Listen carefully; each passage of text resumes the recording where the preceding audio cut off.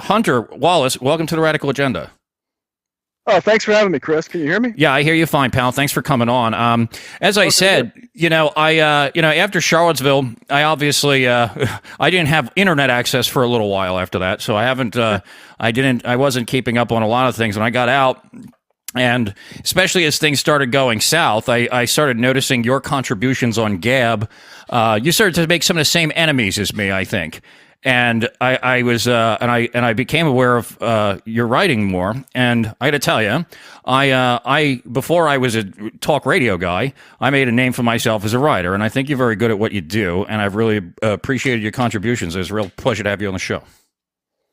Oh, thanks, Chris. Really appreciate it. It's high praise. Yeah.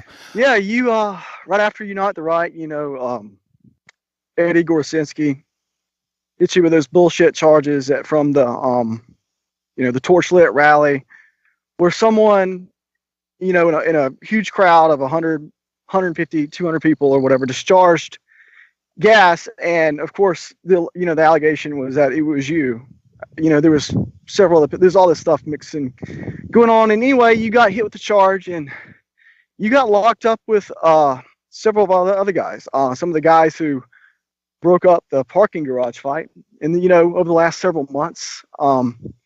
A few more guys have been, rounded up and have been put in that Charlottesville jail. So you missed like the start of all this, right? You only got out. Was it December? Yeah, I was released on December 7th. Yeah, I thought it was in December. So you missed like the whole descent into this crap, right? Yeah. And if you want me to fill you in on what happened, while you were locked up, because I'm sure that actually sounds like a pretty valuable thing. Yeah, why don't we go ahead and do that? Okay, well, after Unite the Right, after the dust settled, we all left and went in different directions, and it seems that different interpretations emerged out of that event, right? I was a part of it. I was at the Torch rally. I wasn't there with the group. I just went as an individual. I was we marched in the big column in Charlottesville. The only two times I saw you in Charlottesville was when you had the mace in your eyes. One of the most wounded guys on our side there that I saw that day. And I was only briefly saw you because it was broken up on both occasions. Well, I left Charlottesville, and it was obvious from day one what happened to me, that the damn police just fucking stood there and didn't do their jobs. They stood down, and they allowed it, both at the Torchlight rally, where they were supposed to separate the protesters, and stood across the street. And then the next day, when everybody came in the big column, and Antifa was just sitting there blocking the street and can open season on anyone, and that was used as an excuse to shut the whole thing down. Yeah. So the whole failing really, and then of course in the midst of all this chaos, you had Fields, who I had never heard of before, crashed the Challenger into Charger or whatever into the crowd, and we never even got to the bottom of that. Never even heard the guy's story. Yeah. So I have no idea what happened there, but it was caused by the chaos. They were marching around town. Of course. I mean, it's 2 or 3 hours into a state of emergency, over an hour after we had left the whole county of Albemarle County, right, is when that happened. So anyway, the media immediately ran with the narrative that this was all a huge neo-Nazi attack, right? Yeah. And was gaslighting everybody that, poor DeAndre Harris, for example, had just didn't doing nothing. Yeah. And was just minding his own business, and was just set upon by white supremacists who mercilessly this was propagated in the media. So so the media narrative in the immediate wake of it, like I watched the news for a couple of days afterwards, and then I just had to stop. I was like, this is the craziest thing I've ever seen. I've remarked on here a few times, like when I went down there, I knew the media was dishonest or whatever, but like I didn't think of them as I thought of them as selectively talking about things or whatever. I didn't think that they were just fabricating complete nonsense until I found myself in their goddamn crosshairs. Well, Chris, me and you had earlier, I think it was actually the second time I think I saw you, because I know you were in Auburn, although I don't think we met up that night. Yeah, I was. You were in Pikeville. Yeah. And that was the first time I really saw you in real life. And, in Pikeville, we went in there and had a rally for a few hours. I was there. And then we left, and, it was no big deal. No one got any charges out of it. everything went peacefully because the police did the job. So we go to Charlottesville. We expect police are going to do their jobs because, I mean, like, okay, look, they had the loyal white knights, the Ku Klux Klan out there in full Klan regalia, and it went smoothly. No one got injured. There was no drama, right? So we went to Charlottesville expecting it to be, assuming you're taking for granted that the police were going to do the jobs because there was precedent for it. You know, the first event had went well. Yeah. When they went there in May. The second event when the damn Klan, one of the Klan groups went there, no big deal. And so we weren't expecting them to completely drop the ball on August 12th. You know, we weren't even prepared for that. But anyway, to cut to long story short, you know, the media created this panic, you know, this narrative that we had attacked the town and all that stuff. So I patiently went to work and I'm like, no, this is what happened, right? And I started laying it out on my blog. I started assembling all the evidence. I started deconstructing all the narratives, whether it was especially the DeAndre Harris narrative, which I was the most familiar with because there's a League of the South, a good friend of mine, who was attacked by DeAndre Harris, right? Yeah. And DeAndre Harris walked free. Even when his Cruz, crime right? was on video. Cruz, yeah. Harold Cruz. One of the nicest, gentlest men you will ever meet in your life, right? Wouldn't harm anyone, wouldn't strike anybody. And DeAndre hit him with a flashlight. Well, you know, I started pushing back on the narrative because it was just obvious to me that, okay, the city has failed here. They didn't do the job. The state has failed here. So let's put the evidence out there to correct the narrative, to get our guys out of, who were like you, was one of the first ones in. Let's get them out of trouble. Let's prove this was, you know, what happened was wrong, right? Well, unbeknownst to me, you know, there was a whole different narrative coming out of Charlottesville. And it was the idea that Charlottesville was a failure, not because of what the police did or Charlottesville police or the state police. It was a failure because of optics, right? Right. Some guy showed up there, like there was one guy, I believe, with a swastika flag, who was on his own, and he was mysteriously never doxxed. But like they started nitpicking things like, okay, this guy was fat, you know, this guy was struck by mace and had to take his shirt. One guy, you know, yeah, he's a little overweight. He was struck by mace, you know, sitting there holding the shield wall to protect the guys grouped in Lee Park from this horde of Antifa. So they threw mace and what was it? Some kind of acid on people.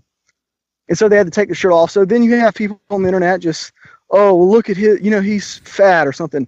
Or this guy, you know, had the wrong helmet, or it's all bad optics, or this guy's wearing like LARPy helmets, just nitpicking things that, you know, ultimately didn't matter in the heat of the situation when people on our side are literally being assaulted by the enemy in the streets, right? This is a major deal. Like, our people are under attack. We have suffered for this, had been injured. I had guys go home with permanent acid scars from where Antifa threw acid on them. Guys, another friend of mine, a League of the South guy, is locked up in Charlottesville now. They caught him in, I think, January. And so, I mean, this was a massive thing. And it seemed to me like we should have rallied around all the guys like you who went in and say, you know, we were victimized by the state here, and we should have united as a result of this experience.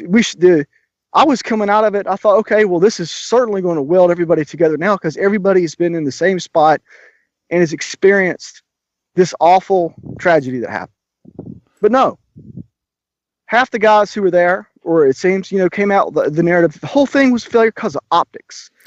This group was there, or this group looked this way. This ruined our image, our brand. Right.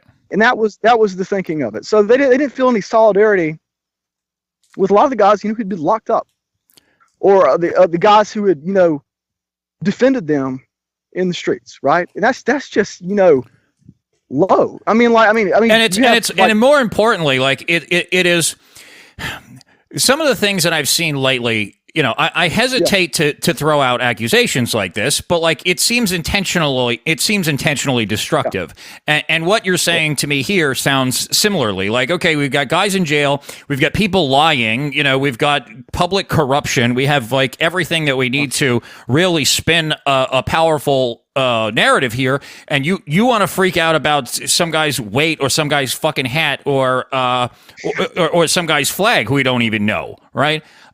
It seems like that if I wanted to screw something up, that's what I'd be doing. Oh yeah, I mean that was the moment, you know, the wedge was dropped. It was at the worst possible moment when everything was in chaos and everything was in disarray, and we had this clear. We had a clear case. We had been victimized by this city. This city is corrupt. It had shut down free speech, right? Which is the reason we went there. And we could have, if we all united and pushed back in that direction, and have not have like ran and hid and threw everybody under the bus and disavow people and started, you know, all this division over optics, we would be in so much better shape today. Well, in the immediate aftermath of Charlottesville, a couple of the guys who weren't there, first one being, and I sense the most important, being Weave, second being Andrew Anglin, and the third being Ricky Vaughn, seemed to team up after Charlottesville, and they came up, and there was a comment, I believe it was on the TRS forum, where Weave just said that, you know, after Charlottesville, him and Ricky decided that they had to drive a wedge in the alt-right that would separate the viable part from the non-viable part. Right. So what they want to do is they want to, you know, go on the offensive and incite, you know, this division. This was the goal. Yeah, and let me just, in case anybody doubts this, like I literally, you know, in my post, A Clear Case of Organized Disruption, I have the screen cap of Weave saying exactly this. Yeah. So I wasn't really, and even at the time, you know, I didn't even see that comment he had left on the TRS forum. I didn't even started reading the TS forum until this year. I wasn't paying attention to it. Right. Well, you know, I was completely ignorant of this whole thing about optics. And so after Charlottesville, okay, let me see. Okay, I know what happened. After Charlottesville, Weave starts having these posts where he's attacking. It starts when he starts attacking Richard Spencer, right? Yeah. Just out of the blue, Weave on his own blog goes on the warpath against Spencer in two separate posts because there was going to be some kind of follow-up rally in Charlotte. And then Weave accused Spencer of leading people into a trap, and everybody was going to get arrested or shot or some stuff like that. Yeah. And then there was another article, another attack on Spencer, saying that there was this Discord server and this alt furry guy or something. I'm sure Spencer doesn't even know what that is, really. That he was running this Discord server, and that tainted Spencer. So, like, instead of like coming together, okay, Weave starts like attacking people in the aftermath. Let me just pause for a second here. I don't know exactly how long after they were thinking about doing the Charlotte thing, but I would go so far as to say, you know, in the immediate aftermath of Charlottesville, guys were talking about going and doing things in other places, and I was like, "You're out of your fucking mind. Somebody's going to get killed," you know. And I called for people to chill out and de-escalate too. And I can see why somebody might say that, but it doesn't. Combined with the information that I have now, it can seem subversive, right? I'm just trying to be fair here and say that in the immediate wake of it, you know, I do think, you know, going out and doing another big public demonstration was exceedingly dangerous. But some time had passed, I imagine, before this occurred, right?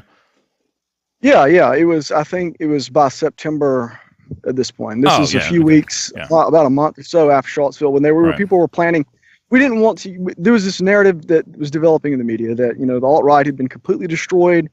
Antifa had triumphed. They had driven us off the streets. This was a huge victory. You had like all these huge demonstrations in Boston and everywhere. This is when, I think the following weekend, the Proud Boys had a rally in Boston. There was like 20,000 people. It was really intense. It was really intense in that first 2-3 weeks. Yeah. In the backlash to Charlottesville, right?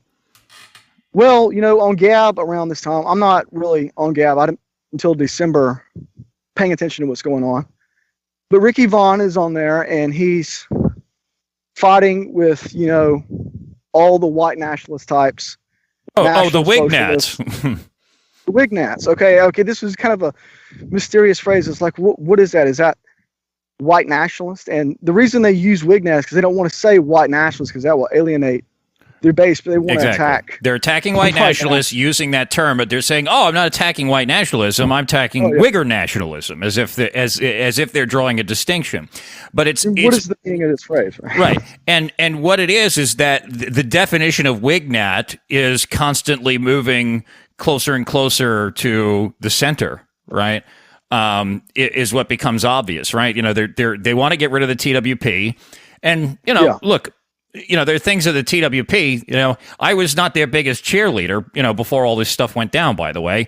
But, you could, whatever merits there may have been to critiques of them, there was an ulterior motive, right? And it's just like, as soon as the TWP sort of imploded, they started trying to attack other people, and it's just that definition just keeps on getting broader and broader. It's like the left calling people racist.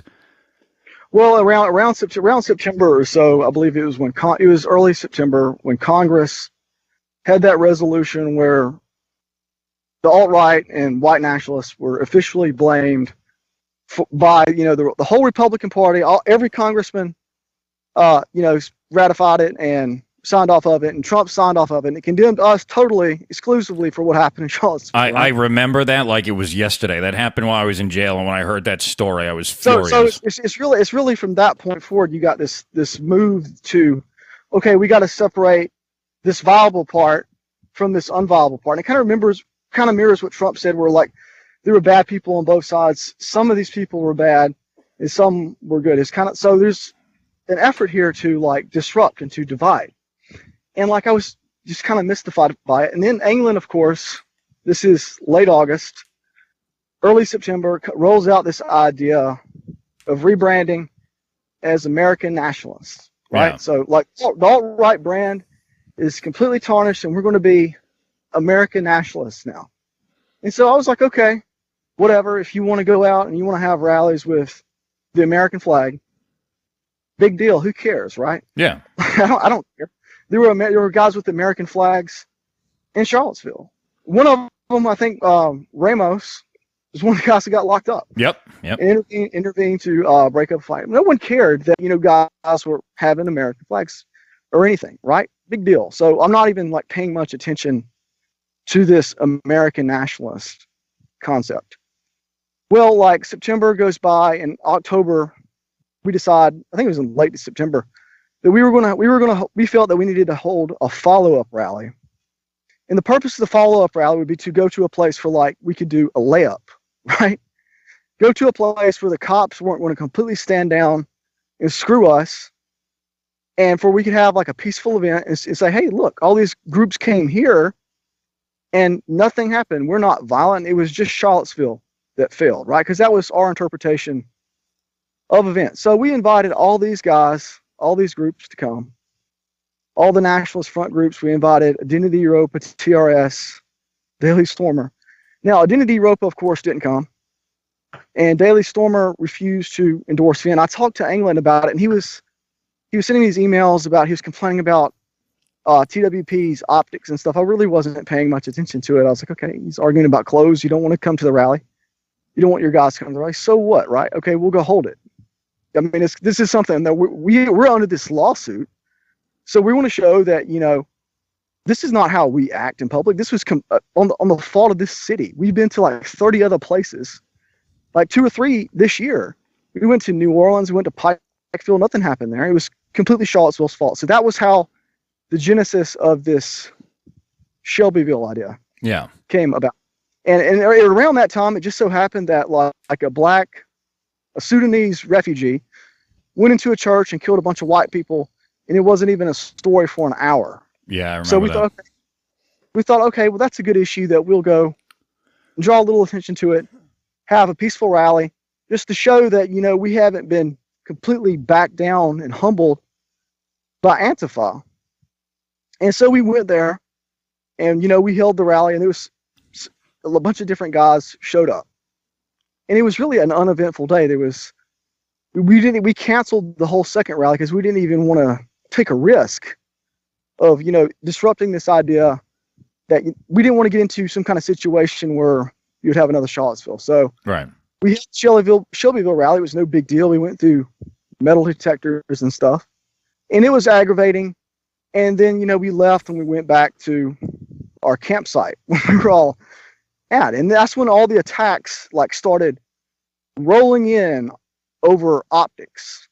And all these different guys started, you know, optics this, optics that. And they were like, it seemed like dozens of threads about optics. There were like thousands of comments about optics. Optics this, optics that. About the Shelbyville thing. Yeah. Okay. And I'm like, this is just the stupidest, like, gayest thing in the world. Now, earlier, no, I think, you know, even before Shelbyville, we had done Richard had went to University of Florida. Yeah. Yeah, it was the weekend before. And I went down there to support Richard because, you know, this was all at the time last year. It was this free speech movement. It was about our rights to freedom of assembly, about, you know, pushing back. It all started with Berkeley about, you know, Antifa trying to shut down free speech, freedom of assembly, trying to violate our rights. This is a message which appeals to people, and people were tired of Antifa pushing people around. And we just wanted to show that, you know, okay, whatever happened in Charlottesville, we're going to push forward. So I ended up going to the Gainesville event to support Spencer because this is what the cause was. But right. While Shelbyville's going on, while Gainesville's going on, you have all these guys on Twitter and stuff, just like picking the optics issue and like undermining morale. Yeah, that's exactly the word that I was about to use. That there's an intentional effort. They're trying to undermine the efforts. Yeah. Exactly, right? So, like, I mean, they just started like taking shots and stuff, and, you know, everything, you know, it seemed like everything was like so visual. Like, okay, you got these guys who are under this anonymous pseudonym, like, who's never been seen, never does anything in public, and all they care about is like assessing some guy's body weight or how he looks. It's just gay. Right, because that's not the complaint. Yeah, that's not the complaint that's being lodged against us by our enemies, right? They don't like our politics, and so, you know, they'll try to make us look bad, but they're going to try to make us look bad no matter what we do. Well, this stuff, you know, I mean, after Shelbyville, it became clear that there was like an identitarian camp and how would I say it? The hard right camp, which is all the Nationalist Front groups and some other guys. TRS was kind of neutral in it. And then there was American nationalism or whatever that England was trying to bring about, although they weren't. It was a big argument over nothing because they weren't even doing anything, right? Right. The only American nationalist group out there that was doing anything was this group called Patriot Front. Yeah. Which split off Vanguard, and they went around and they held, you know, American flag rallies. And none of us ever had a problem with Patriot Front doing that because they weren't attacking everyone else and trying to undermine the solidarity of the movement, and we're trying to get along with everybody. So it's this attitude that, you know, it's like, why are these people doing this? Anyway, where we at? I think October. So by October, November, like, you have this clear division. You see things like splintering into factions. And then, like, unbeknownst to us, the next thing that happened was that Eli left Identity Europa, right? Right. Because Identity Europa didn't want anything to do with Richard Spencer anymore. And that was a shock to me. I didn't know there was any kind of tension there. So he left, and they had this Operation Homeland group. And then I think in December, when these different groups were, you know, having little rallies about Kate Steinle and stuff, Heimbach and some of the TWP guys went to Washington, D.C., and they had a little rally outside of this is around the time you got out, I think. It was around, it was the beginning of December, and it was an uneventful thing. You know, Antifa showed up, and by that point, everything, all the huge backlash had died down. Yeah. But this optics thing was still going. So they started a whole new, around December or late November, there was a whole new issue of division. And the issue was that every woman is a thought and all women need to be driven out of the movement. Yeah, that, when the guys who picked me up from jail got into this thing on the way home, like, oh, so Cantwell, have you been up to date on the thought wars? And I'm like, no. Right? I'm like, guys are talking shit. I didn't understand it at first. And like, okay, if you've discovered that a woman behaved disreputably, or there's some, contingent of disreputable women, all right, deal with it. But it did turn into, which I want to sort of separate. I know that some people would just tie that right into white Sharia or whatever, and I don't think that's a perfectly accurate comparison, but there definitely was just like, I don't understand the movement, the drive to drive women out of the movement. It did seem like that, and that was weird to me.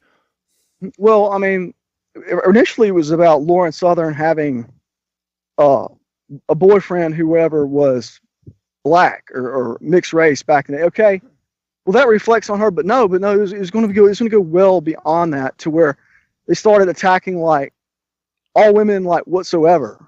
Yeah. And then we starts making these creepy YouTube videos about like torturing women with some kind of medieval torture device. It was one that was used on slaves, I know, in the Caribbean in the South. Yeah. And he's writing all these essays on Daily Stormer. And my wife, I was completely still as late as like November, December, I wasn't paying any attention at all to Weave. And then my wife is like, have you seen this, Brad? Have you seen what he's saying? Like, I was kind of arguing with her. I was like, yeah, he's criticizing Lauren Southern for being a coal burner, whatever. Okay, I understand that. And she's like, no, look at what he's written here. And it's all this stuff about like how women need to have their bones broken and be tortured and gang raped. And I mean, just the most extreme shit. From a guy who's concerned about optics, no less. Yeah, from the guy who's concerned about optics, who believes in winning elections. Yeah. He's saying like all this about women. So we can't, and by that point I'm like, who is this guy? I mean, like, why is he like seems to be in the midst of driving like all this division, right? So I'm like, I started paying attention. I actually responded to him. At that point, that was the first time I ever responded to him. And I was like, look, I mean, this is completely, I mean, you want to talk about bad optics? I mean, this is the worst fucking optics you can have. I mean, if anyone went to a southern town and you have some guy sitting there screaming about like raping women and shit, and looks like an absolute loon on his YouTube account. All right, that is the most embarrassing thing. I mean, that's far more embarrassing than a guy who's like fat. Yeah, like, and it's interesting to me. So, like, I was not like, I knew that people were kind of concerned about optics post Charlottesville, and you could say that there's some legitimacy to some of those concerns, especially regarding the violence. But like, I did not. It comes as news to me that Weave was so concerned with optics prior. Because, like, all right, I didn't even know about these posts about breaking women's bones and stuff. That's pretty shocking. Yeah. And, like, like, I get out of jail. I have Weave on the Radical Agenda, Stage 3, Episode 6. And he starts talking about murdering Jewish children on the show. And, I got kicked off of GoDaddy for that. And, like, this guy, it's crazy that he's the optics cuck who does this. Yeah, there was even an earlier episode, which we've kind of skipped over because I was still on Twitter at this time, and I wasn't banned from Twitter until like mid-December in the huge purge. But Weave, had been banned from Twitter earlier, but he was on Gab. And then, like, for some reason on Gab, he started ranting about like blowing up Jews like Timothy McVeigh. Yeah, right? Yeah. He's the first guy to get banned from Gab for talking about violence. That's the reason he was banned, because they were threatening to seize the whole domain and take down the whole site because of his behavior, because it was so immoral and looked so bad. Yeah. And then like he does the same, then he just like pipes off and does the same thing on your show and gets your domain. See, so at this point, we're looking like, why is this guy doing this, right? Yeah. Why is this guy saying all this stuff about optics? Is the most extreme person like in the entire movement, who says the most insane things. A guy who's going on about Nazis, who's got like a Hollywood Nazi swastika tattoo on his American his own chest, right? Yeah, I remember the first time I had Weave on the show. I forget the episode number off the top of my head, but I titled it "Tucked" because I was going to talk about Tucker Carlson. And then, like right before the show, somebody got in contact with me and was like, "You want to have Weave from the Daily Stormer on?" And I was like, "Sure." And like, you know, I was just starting to get into race as an edgy subject at that time, right? And then Weave goes straight to genocide. Like, I thought I was an edgy guy, and Weave goes, "No, we've literally got to kill all the non-whites, otherwise the race won't survive." And I was like, "Holy shit!" I couldn't believe what I was hearing at the time, you know. And like, I mean, years before, not to skip too far ahead, but years before in the New York Times, he was talking about killing billions of people. Like he was talking about wiping out 4/5 of the world's population. Yeah. In the New York Times reporter saying like the most insane, extreme things. I mean, that no normal, functioning, non-mentally ill person would say to a reporter. Yeah. Okay. All right. So, around December comes around, you know, a lot of people get banned from Twitter. I'm one of them. Dr. Hill's another. Jared Taylor's another. Everybody's wiped off Twitter. They changed the rules, so all these people go into Gab. And I get on the Gab, and I see that Ricky Vaughn is in this blood feud with National Socialists who are Daily Stormer supporters, right? Yeah. When I first got on there, all these people they called the Gab Socks now, they were Andrew Anglin's fans. They were, you know, Daily Stormer people who I guess posted on the forum who are real huge fans of the site, fans of the site. And then, like, you know, what happened is they kept like bringing Ricky Vaughn closer and closer and closer and closer into Daily Stormer and pushing out like the National Socialist types, right? Yeah.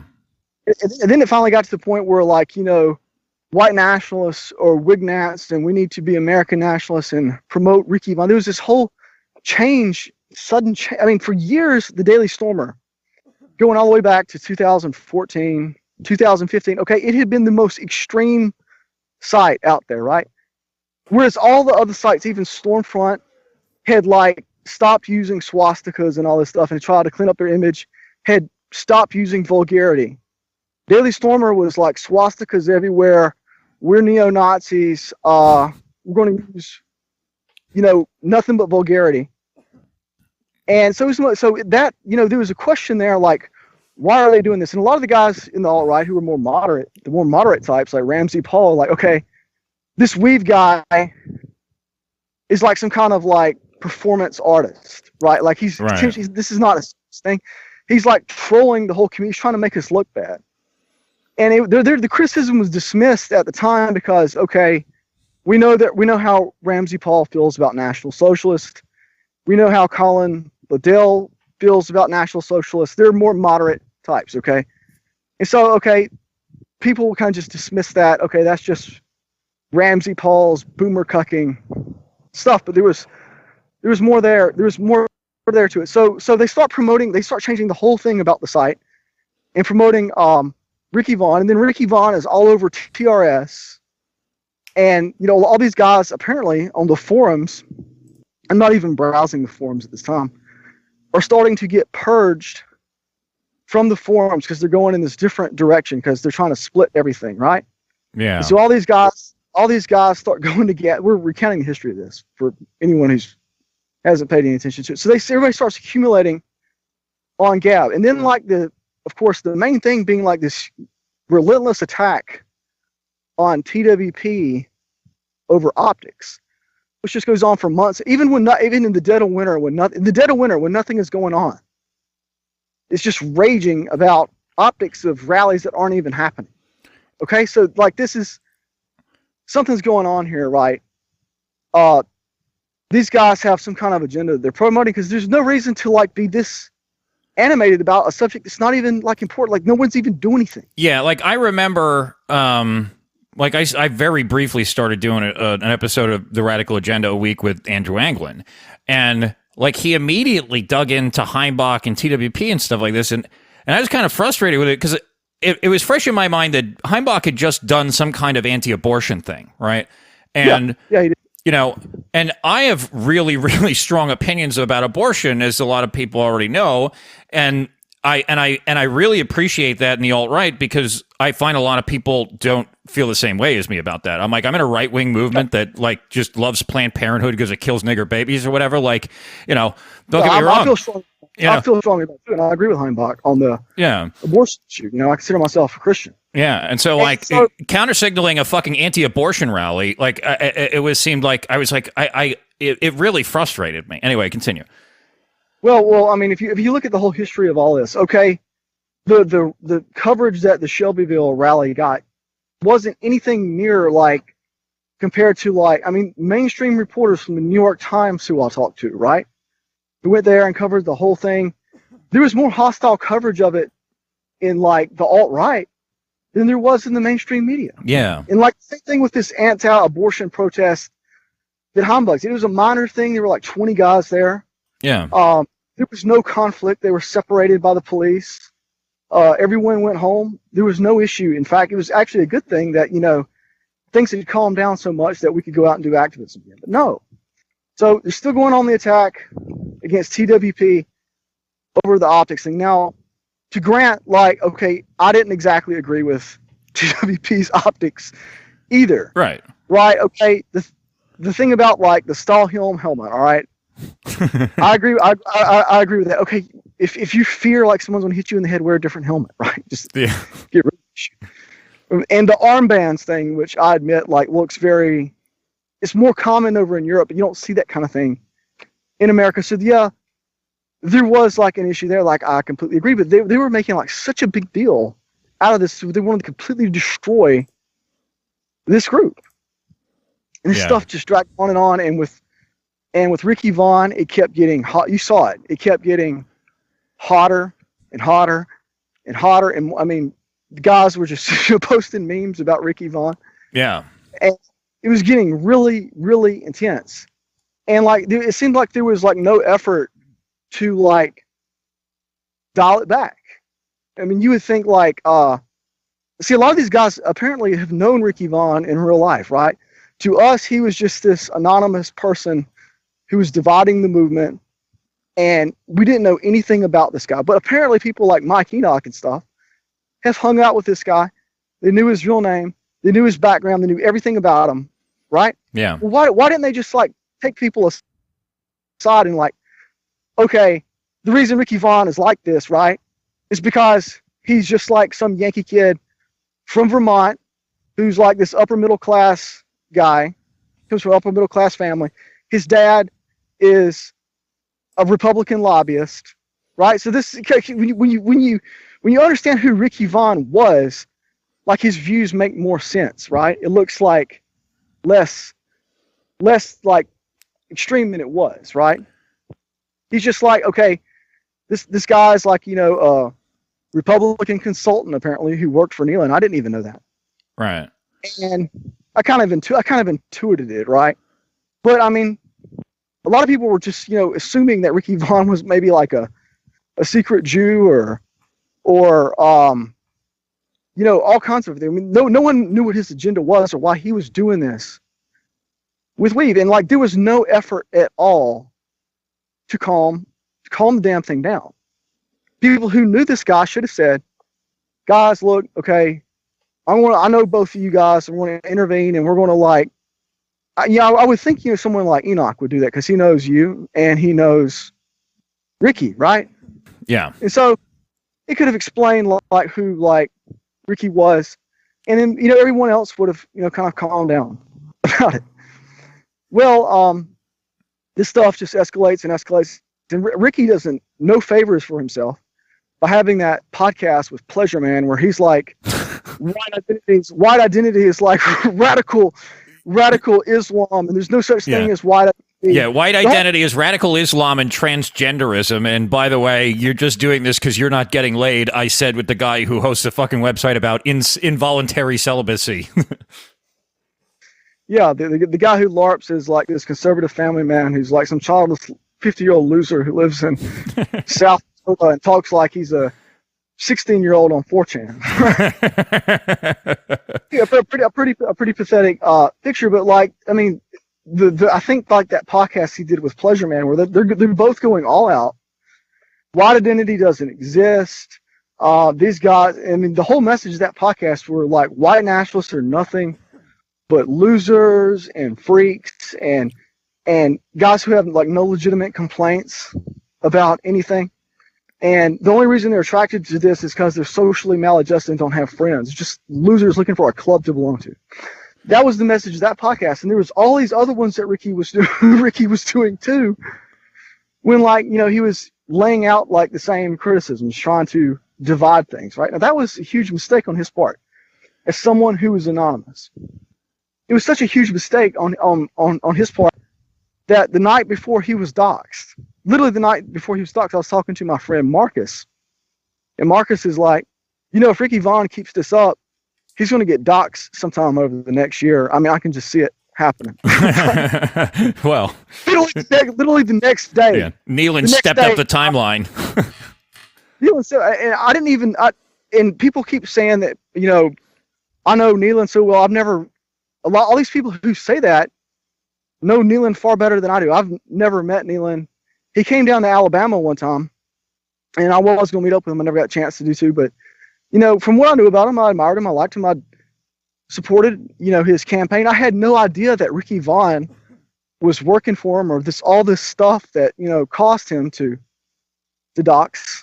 Right. Well, I should point out that Vaughn was not like employed by the campaign or whatever. You know, he pitched that he would be able to provide these services, and Nealon let him use his social media for a few weeks to see how it would work out or whatever, and it didn't. So Nealon was like, "Fuck off," and at least this is what Nealon told me. And then when he told him that he didn't want to buy his services or whatever, then he went full bore against Nealon. Yeah, that's the impression I got. That there was a podcast when they went on about his finances and stuff, and Ricky was on the podcast.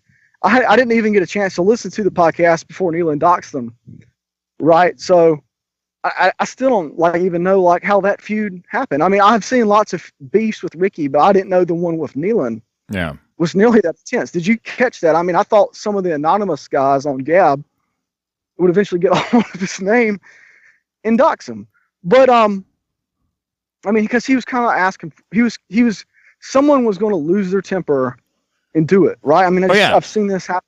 This happen. When I posted a clear case of organized disruption, I said on that post that Ricky Vaughn should not be like a figure in this movement. He should fear for his fucking safety, and I goddamn meant it. Yeah. He was getting these guys so riled up. And, I mean, he was antagonizing them in his, you know, when you use fighting words, back in the day, when you use fighting words, like someone's going to punch you in your mouth, right?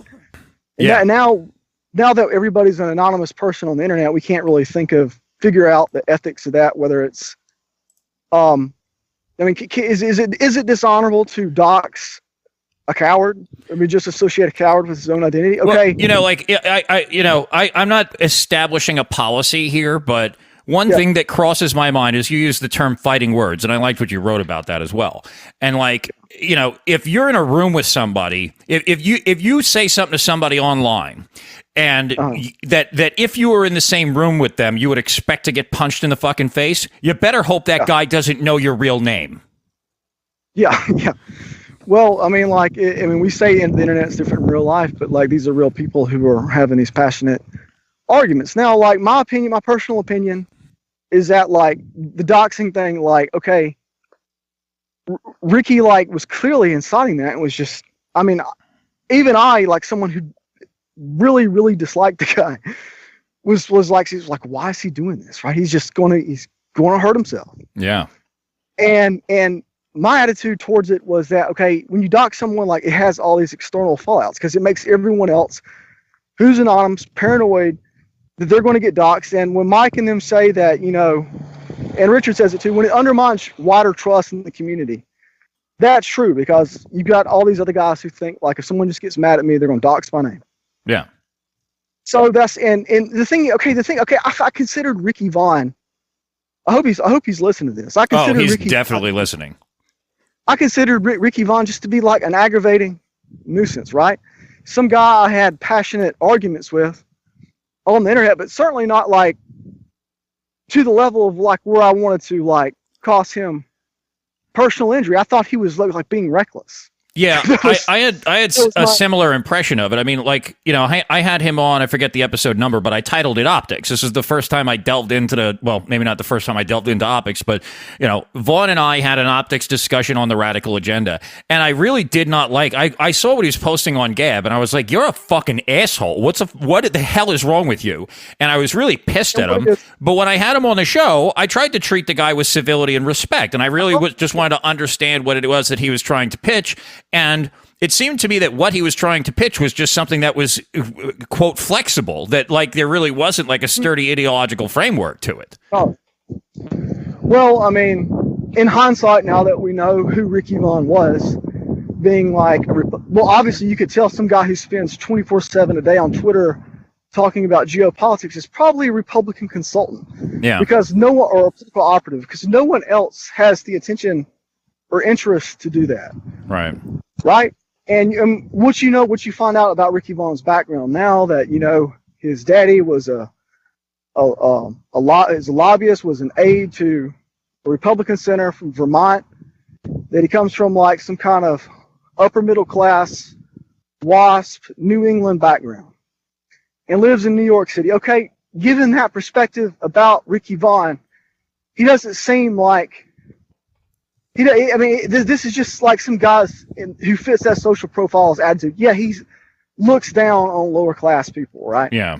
Yeah, he sneers at Nazis and stuff, or actually National Socialists. He thinks he's better than they are, right? So he's going to like try to distance himself. And okay, I mean, you understand it, given the guy's background. And I really do. I have a whole different opinion of Ricky Vaughn than I do of Weave. I mean, I think like Ricky was kind of made sense of, you know, given his perspective and his background, it kind of clicks and makes sense why he would have those views, right? It's not something I would expect to be out of an ordinary. A guy from Vermont, of all places, the most liberal state in the entire union, do not understand. Yeah, thanks for Bernie Sanders. Yeah, thanks for Bernie Sanders, right? So yes, like if you're a kid from rural suburban or small town Vermont, maybe you're not going to get it like a guy from Alabama or Georgia understands race and white identity, right? Yeah. So like I'm going to be charitable with Vaughn on that, right? And I don't know what's going to happen to him now. I mean, is he going to crumble under this pressure? Is he going to like? I mean, we're really going to see a test of Ricky. I mean, is he going to stay in this for the long haul? Does he really have his convictions? Well, I think he's going to have a hard time getting a regular job after this. Yeah. Now listen. Here's the tragedy of Ricky Vaughn, right? The tragedy of Ricky Vaughn is my whole argument with Ricky from the beginning was that we can't trust these Republicans. We can't trust these conservatives because they will throw us under the bus. They will use us, and then they will dispense with us, right? Right. And now that's going to happen to Ricky Vaughn, right? He put all this effort into, you know, MAGA and Republican politics, and those people are going to be the first to throw him under the bus and never want to have anything to do with him again. Yeah. Well, anyway. Now I will just insert there. We're better off with the Republicans in control than not in control. I'm a very, very firm believer in that. And everybody who listens to the Radical Agenda should be a registered Republican and voting in primaries and vote Republican, even if it makes you want to vomit. But continue. Yeah, I mean, all I'm saying to Ricky is Republicans, these guys aren't exactly known for their loyalty. Right. And, you know, they'll throw you under the bus, especially if you're an alt-right racist or whatever. Yeah, to avoid the label of racist, there is nothing an elected official won't do. And sure enough, you know, all the guys he antagonized during the election was just chomping at the bit after he was doxxed. Right. Well, anyway, I get a whole different vibe from Ricky Vaughn than I get from Weave. Do you feel that way? I mean, do you feel like there's like a sheer malevolence like coming from from Weave? I believe that they're both bad actors. You know, I am not under the impression that Ricky has been misguidedly acting in good faith. I don't believe that about him. I think he's malicious and subversive on purpose. You know, when it came out that he was trying to start up a consultancy, I said, okay, now I understand what he's doing. He's trying to move towards the center in order to make himself able to deal with mainstream candidates, right? Hey, that's a good point, because you know, during the election, the Ricky Vaughn of the election that we all remember from 2015 and 2016 was far more edgy than the Ricky Vaughn of 2017 and 2018. Did you take that? But here's the thing too. Like, this is what I didn't make. This is what I couldn't make sense about what he was doing. It seemed like the whole thing seems like an effort to destroy, because it's not like Ricky stopped talking about Jews, right? He's posting anti-Jewish memes on fucking Gab, and then counter signaling other people as Wignats and stuff like this. So it's like I described it as a National Review-esque purge of extremist elements with no publicly redeeming value whatsoever, right? You're getting rid of the elements that you view as extreme within your movement, and you're doing nothing whatsoever to make yourself more appealing to the center, right? And the Daily Stormer sort of did the same thing. Like, they're like, okay, guys, we're American nationalists. Look at us with our fucking flags all over the place. Get your red sneakers on, boys. And then they go out and they start posting flyers in places that is blaming gun control on the Jews. Now, I'm fine with blaming gun control on the Jews. That's fine with me. I just don't know what the fuck you think you're doing if you're alienating the rightmost portion of it and you're being openly anti-Semitic. It doesn't make any sense. I don't see the political advantage. Well, that's the thing. It doesn't make any sense. You know, 6 months of arguing over optics, and they want their guys to go out there in skinny jeans with red sneakers that no man, like I know of. I don't see men walking around wearing red sneakers anywhere unless they're like wiggers. Yeah, it doesn't. If you were trying to destroy it, that's what you would do. I mean, and it's like you're telling me that 6 months of arguing over optics was about this, and then like they'll say, oh, you can't be a meme in real life, and they have like the Happy Merchant flyer with all this stuff like naming the Jew and stuff. Yeah, and they're like, you gotta pass this out like in your community, right? And it's like boilerplate stuff, you know. I mean, it's not the kind of a message that you would.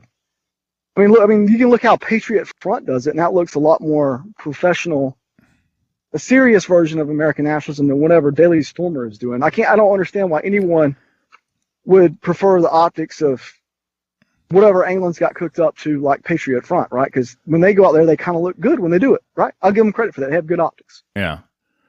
I mean, I don't agree with American nationalism, but I understand. I know those guys. I understand where they're coming from. I can't claim to be familiar with exactly what the front is doing, but I'll take your word for it. It's like, but this is the whole thing about it. Like, what you're describing to me is exactly. This is why I want to have you on the show. It's we're thinking the exact same thing, and it's just why is this? It makes no sense. Yeah, it is complete nonsense, is what it is. And when I'm trying, you know, I am smarter than your average guy. Okay, and when things don't make sense to me, there's a problem. And yeah, Anglin is not stupid. Weave is not stupid. I don't think Ricky Vaughn is stupid. So if they're doing stupid things, they must be doing it on purpose. Yeah, you're right. I mean, you have to ask. Okay, if your goal is to have like a good looking thing about optics, even like if you said that TWP was the worst optics in the world, well, TWP is gone now, and Hambach and Parrot aren't even in the movement. So what is this still continuing about, right? Right. Or if you're interested in good optics, okay, every headline about the alt-right is about how the damn thing has collapsed. Right. And people are leaving, people are disassociating from it left and right because everybody's so black-pilled and so tired of this crap. Like, even me, I finally got to the point I was like, you know, this has just become a vortex of negativity. I just want to get out of it, right? I want to escape it. Yeah. And the reason I wrote the alt-right 1.0 article is because the alt-right has fallen into the exact same identical thing that happened to white nationalism around 2004 or so. Yeah. When it was people viciously going after each other on forums, you know, completely destroying any sense of solidarity, creating such a negative atmosphere that people don't even want to log in and look at things. Yeah. And you have to ask, well, why would people do this? Right? This is harmful to the whole movement. Yeah. Why? And the thing is this, I'm going to acknowledge that there's a place for infighting. Okay. And I think and it has the potential to be healthy and positive if done correctly. And it never is, of course. I dealt with this with the libertarians for years. But the thing that I have seen about it is that it's basically been Weave and Vaughn running roughshod over everything. And like everybody who they come into conflict with is told to fucking de-escalate, right?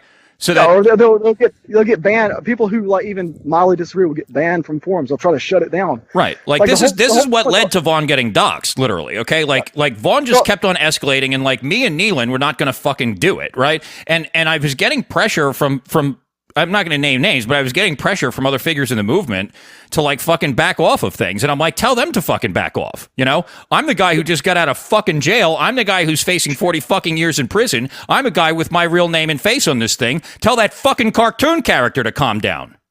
I was stunned. When like these guys started turning on you. I mean, I thought they knew you like so well. They were having fundraisers for you. We got a support Cantwell. He's our guy and all this stuff. But here's what I think is really curious about that too. Yeah. So like when I was in jail, everybody was super supportive of me, right? Yeah. And like when I got out, like they were supportive initially, right? But literally when Jason Kessler beat his fucking perjury charge, everything changed. Yeah. Okay. And this is why I'm becoming convinced that it's intentional. All right. Like these guys want to call Charlottesville a failure. Well, show some fucking time preference, white man. It's not over yet. You know what I'm saying? We're still in the midst of all these civil suits. You know, Kessler was the first. Well, a couple of guys had their misdemeanor trials immediately in the wake of it, but the trials haven't even happened yet. Right. And these guys are all trying to throw it under the bus as a failure. I'm like, we could get a major payday from this. You know what I'm saying? We could be coming to you from the such and such studio brought to you by the Charlottesville taxpayer before this is over. Why didn't they band together to sue Charlottesville after the rally? Right. Why they spent all this time like blackpilling everyone and destroying the solidarity of a movement over something that's retarded. I mean, no one's even going into doing these huge rallies anyway. So why? Yeah, there's an effort to it's a sabotage. It's so plain it's so plainly obvious in my opinion, right? Because what happens is this is the timeline with the Kessler thing is important because that's when people start really turning on me, right? Like when it starts to look like we're gonna beat this thing and actually come out ahead of it, you know, when the narrative starts falling apart in the city, when you can't convict when the prosecutor can't convict Jason Kessler in Charlottesville, you know, that means that this is complete nonsense. And that fucking veneer of, you know, legitimacy that they had went right out the window that day. And everybody in the movement should have been all over that. Like, look, we told you, we were telling the truth. And nobody wanted to do that. Everybody wanted to continue on. Optics, no more rallies, da-da-da-da-da-da. And by the way, you're a piece of shit. What the fuck is wrong with you? Yeah. I mean, it's just... I just can't explain it. Like the damn thing is like unraveled and it's self-destructive. I mean, you look at someone who really wasn't involved in it, Spencer, right? Spencer like pressed forward, you know, like the whole time, like when all these other guys were falling away. It wasn't him, it was all these other people like who fell away behind him. It's because they're being undermined from the back. Yeah. Right? Like you got Weave out there, you got Vaughn out there, you got this whole chorus of people on Twitter, like talking down everything and trying to sap the energy, sap the morale of the movement, to stir division. And it's certainly. I mean, like I can't think of a time when the alt-right had worse optics than it does, like in the last 2 months. Yeah.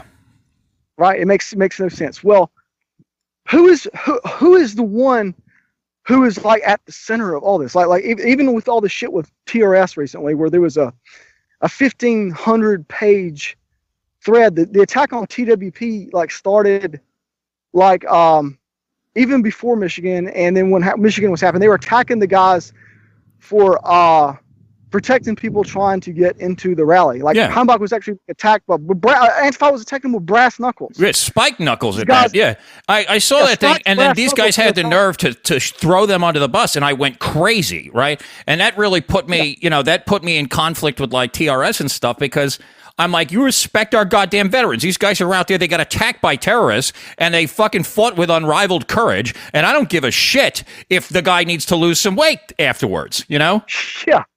I mean, that's the least of his damn problems. That's the least. A few extra pounds on a guy is the least of our damn problems. The problem is we're losing our rights. We're losing our rights to free speech. What's happened is all these guys have absolutely vindicated Antifa, right? Antifa's whole strategy was to use violence to shut everything down.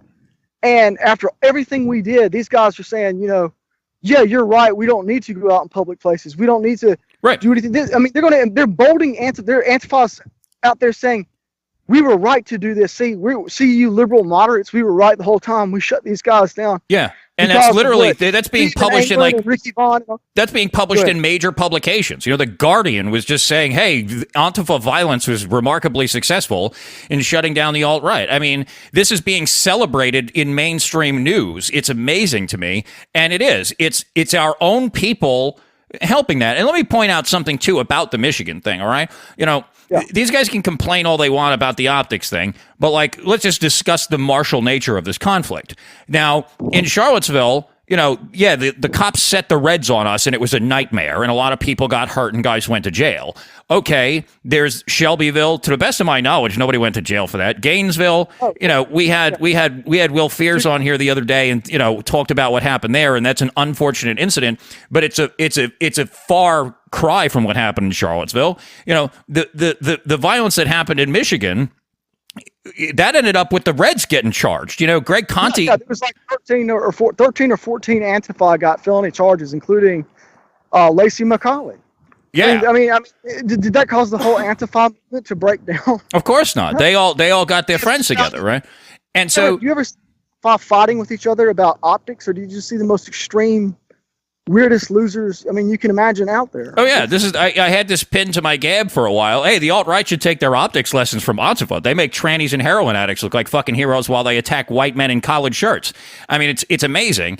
And so, yeah, this is the thing. And so what you were seeing, in my opinion, was things were getting better, actually. Okay? So the cops, the cops allowed the violence to ensue, and that's unfortunate. And yeah, it busted up the event, and I'm not particularly happy about that. But hey guys, we're facing a fucking genocide right now, and maybe some people are going to get hurt in the process, but let's, sort of fucking power through this. And yeah, Heimbach went to the University of Tennessee and had a whole speaking event there. There wasn't any arrest, there wasn't any violence. It was a subdued affair. I mean, these college tours, you think everything's going to explode into this orgy of violence. Heimbach went to University of Tennessee, and is maybe 100 protesters out there, and nothing happened. Right? There was TWP held a rally in Knoxville. Nothing happened with the Women's March. The League of the South held a rally in, I think, either early February or late January in Tallahassee. There's a couple hundred people there, no issues. The League of the South held a rally in Knoxville on St. Patrick's Day in the midst of all this crap. No issues. Antifa didn't even show up that day. So all this stuff is kind of blown over. And it's not really even so much, at this point, it's not even so much over the argument over activism. It's you got an absolute attempt to subvert the movement, to divide the movement in two. And the person in the catbird seat on all this is Weave. Yeah. Even more so than Vaughn. He was the one who started all of it, and he's been saying these insane things. And so when all this was going, so he just kept relentlessly going after TWP, was going after women. And so finally I was I'm going to at this point I was I want to learn more about this person, because I don't really know much about him, right? Yeah. I knew that he showed up on Daily Stormer. He was a writer in 2014, but I didn't even really read Daily Stormer that much at the time. And I really was kind of a bystander to the conflict when he got into it with I think it was Ramsey Paul, Colin Liddell, all these other guys who were warning Richard about, weave and like being associated with this guy. Well, I got to looking. I can't remember when it was. It was last 2-3 months. I got to look into this guy's background, and I mean, like, can you imagine like the red flags Yeah. that are there about this guy? I mean, first of all, you just look at the guy and you're like, okay, this is one of the Jewish looking people I've ever seen. This guy could literally walk out of any Chabad Lubavitch Orthodox synagogue in America with side locks, right? Yeah. It would be. I mean, you would never like. You see that picture that goes around with pictures of him next to pictures of Allen Ginsberg. Makes me laugh every time I see it. Now, I've seen that, and I just knew he was this extreme guy who was, on the other. So that's the most curious thing about it. So the most extreme, the most toxic, the most shadiest person in the entire movement is the one who's driving this optics shit. Yeah. And then they want everyone to go out there, their own guys to go out there in red shoes, right? Like, it's okay. By what standard? Like, I mean, their own guys don't even want to do that, right? Right. I mean, they don't go out there in these. They're requiring them to wear these red shoes and to look like little boys. And they don't want to do it. So why is this guy so seems to be so powerful and so influential, and no one like really knows, like, I mean, how did he become like a part of this? Like, how did he become like this influential figure in our movement, right? We just have not been. It's because he was never. Here's exactly what it is, to the best of my knowledge, and maybe there's other components of it. I mean, the guy's obviously talented and stuff, but like he applies his technical skills in a way that staggeringly few people in this movement do. Like, we've got so many goddamn IT guys, and he is one who will always volunteer to, like, set your server up or do any number of things, right? And so this gives him an immense power of the movement. He's in charge of so much technical shit, it's staggering. That's what I assumed it was. That, okay, this guy got a skill set and he's useful, so we're going to let him in because we can't do all this stuff ourselves, right? Yeah. When our sites go down and get like hit by DDoS attacks, you can get Weave to get on there and like repel it, right? Right. You've inserted him into the center of everything, where he can like start pushing all his crazy ideas. Yeah. And of course this whole thing that's happened with ever since Charlottesville is just the biggest example of, from starting with his attacks on Richard Spencer all the way down to the present day.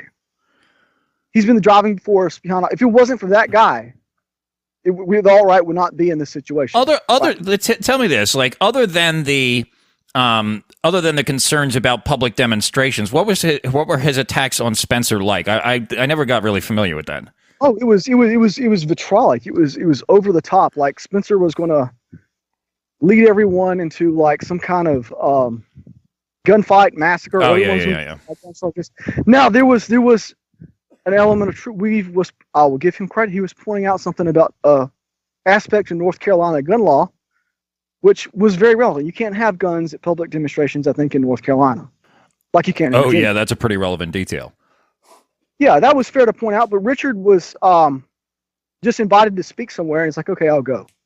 But this was like a vitriolic attack. And then there was another one, like, where it was something about a guy who dresses up like in animal costumes. Big KK. But here's the damn funny thing about it, right?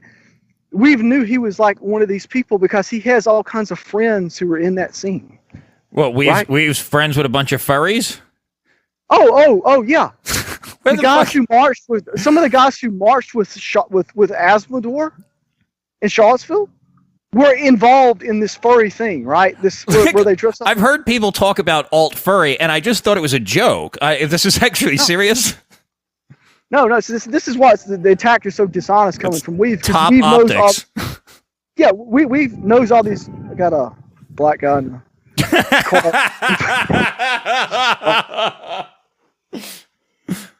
trying to shut us down.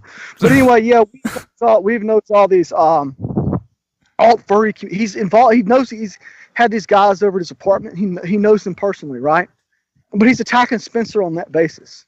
It's completely disingenuous attack, right? Yeah. The Daily Stormer had these guys marching with him in Charlottesville. A disingenuous attack. So you like, I mean, and like you said, there's a whole pattern with Weave where everything is like as extreme as it can possibly get. He'll go out there, he'll say stuff that no rational, sincere person would, who has our best interest at heart. And then you gotta wonder, why is that? Why is that? Why is what is motivating this? What is driving him? And it's just yeah, no, like, and let me just say, you know, I called this program the Radical Agenda for a reason. Like, I like the edgy stuff, right? And so, like, this endeared me to Weave in the beginning, right? Like when I had him on the show the first time, I was like, wait a second, I just got out-edged. What the fuck is going on here, right? This is literally what I went through my head. And so I was like, that's kind of fun. That was when I started reading the Daily Stormer. I wasn't really into the blog at first, right? And I was like, this guy's fucking nuts. I want to go read this stuff. And I started paying more attention to Daily Stormer, and it further radicalized me, frankly. And so, like, I can sort of appreciate that, but like, you know, I didn't. You know, when he starts talking about we've got to fucking wipe out 3/4 of the world's population or whatever like that, I'm taking it. It was 4/5. It was 4/5. Yeah, I'm taking it on edge value, right? Like I'm not plotting genocide on the Radical Agenda, and I'm assuming that other people who say that are joking too, right? But then, like, I guess people start believing their own fucking memes or whatever, or is it all a fucking gag? And when it becomes there's a method there's a method here. We're gonna get okay. All right, good. All right. Well, anyway, I believe it was beginning of January, beginning of the year, when Michael Hayden came out with this article, and it's like Weave's mom. Yeah, that's when I first started. It was beginning of January, and the article was Weave's mom says he's a Jew, right? Okay, no, okay, that's a red flag. Yeah. Right. When an internet enemy who just doesn't like you calls you a Fed or a Jew, right? It's one thing. Yeah. But when your own mom says, yeah, my son is a Jew. He comes from a mixed race family. He's got Jewish ancestry on both sides of his family, and this guy looks like, you know, he can walk out of like a Chabad Lubavitch synagogue. Yeah. Okay. Okay. You just start to wonder. It's like, okay, I'm going to look into this. Right? And let me just rewind a little bit on my end here. Like the first time I had Weave on the show, people in the YouTube comments were like, "Yo, dude, fair warning, Weave's a Jew." Like this happened immediately, and like, and I, you know, like not to fucking downplay my racist credentials or whatever, but I was like, I don't give a fuck. The guy's doing good work. You know, I'm like, if the guy's helping me out, I don't give a fuck if he's Jewish. And that is literally what I was thinking at the time. And I even put something up like, it's behind the paywall. I put up something about like attacking movement leaders. And I'm like, you know, why the fuck would anybody bother to fuck with this guy? Because I thought he was doing good things at the time. Sorry, continue. Well, I mean, it's not even just that. I mean, you can like compare Weave to the guy who was Nealon's campaign manager, Ebola American, right? Who it came out that Ebola American is a gay Jew, right? Yeah. And he's like, it's true. And it's like, I feel like so terrible about it, right? But like this guy is trying to like make this huge gargantuan scene and isn't like saying all these absolutely crazy things like Weave is, right? Yeah. So there's more to it. There's more to it than like just his Jewish ancestry. So like the article comes out in Newsweek, and people go after Weave about it, and he starts making these videos where he gives his explanations, right? I believe his explanation was, my mom was attacked by Antifa, so she said that she was Jewish, just get Antifa off her back. And then he's like, well, this is an OkCupid profile of me when, and it says that, you know, I'm this satanic Jewish predator who preys on white women. Like, yeah. I'm a Bavarian Jew. This describes my night moves. Right. Ethnic Native American white other. Right. Well, that was made up. That OkCupid profile was made up while I was in prison, right? Well, these are obvious lies. Okay. Wait a second. So the You say the OkCupid profile is untrue? No, what I'm saying is his explanations for it. Oh, okay. are false. Yeah. So I start looking into this. Is like, okay, I'm just curious. This guy who's causing all this drama, something just doesn't sit right with me about what he's saying, like his explanations. And so I started Googling and I started doing research, and then like I saw all these people had already caught him in all these lies before. Like the thing about his Antifa, like attacking his mom, that wasn't Antifa that she was interacting with. That was some guys in the hacker community or whatever that Weave had pissed off, who doxed him in retaliation. Then his mom was doing a Google search one day for his adopted brother or sister's name, and then came across the doxed information about his brother or sister, and then contacted them and asked them to kindly remove it, and they did. It wasn't Antifa she was dealing with. They were dealing with, and they weren't attacking her. She was the one who contacted them, right? Right. They had left his mom alone. This wasn't Antifa. This was other hackers and stuff. Yeah. Then the OkCupid profile, it turns out, we went to jail, I think, in 2013. It says on the OkCupid profile he last logged into it in 2012. And the profile was created in 2010, right? Yeah. So, like, if it was created while he was in jail, it would have been created sometime in, like, 2013, early 2014 when he was locked up. But no. It was I missed. early. Okay, I just missed a part of what you said. When you said, oh, it was created when I was in prison. I was like, I didn't know that you had gone to prison. He's claiming that the OkCupid profile was created while he was locked up. Okay, I didn't understand that. It's one of my many enemies trying to discredit me, by trying to make me out to be a Jew, right? Right. And then they just made it up while I was in prison. No. The thing is older than that, and it shows he last logged into it in 2012, like months before he was convicted and sent to prison. I had no idea about this. This is interesting. So that's another.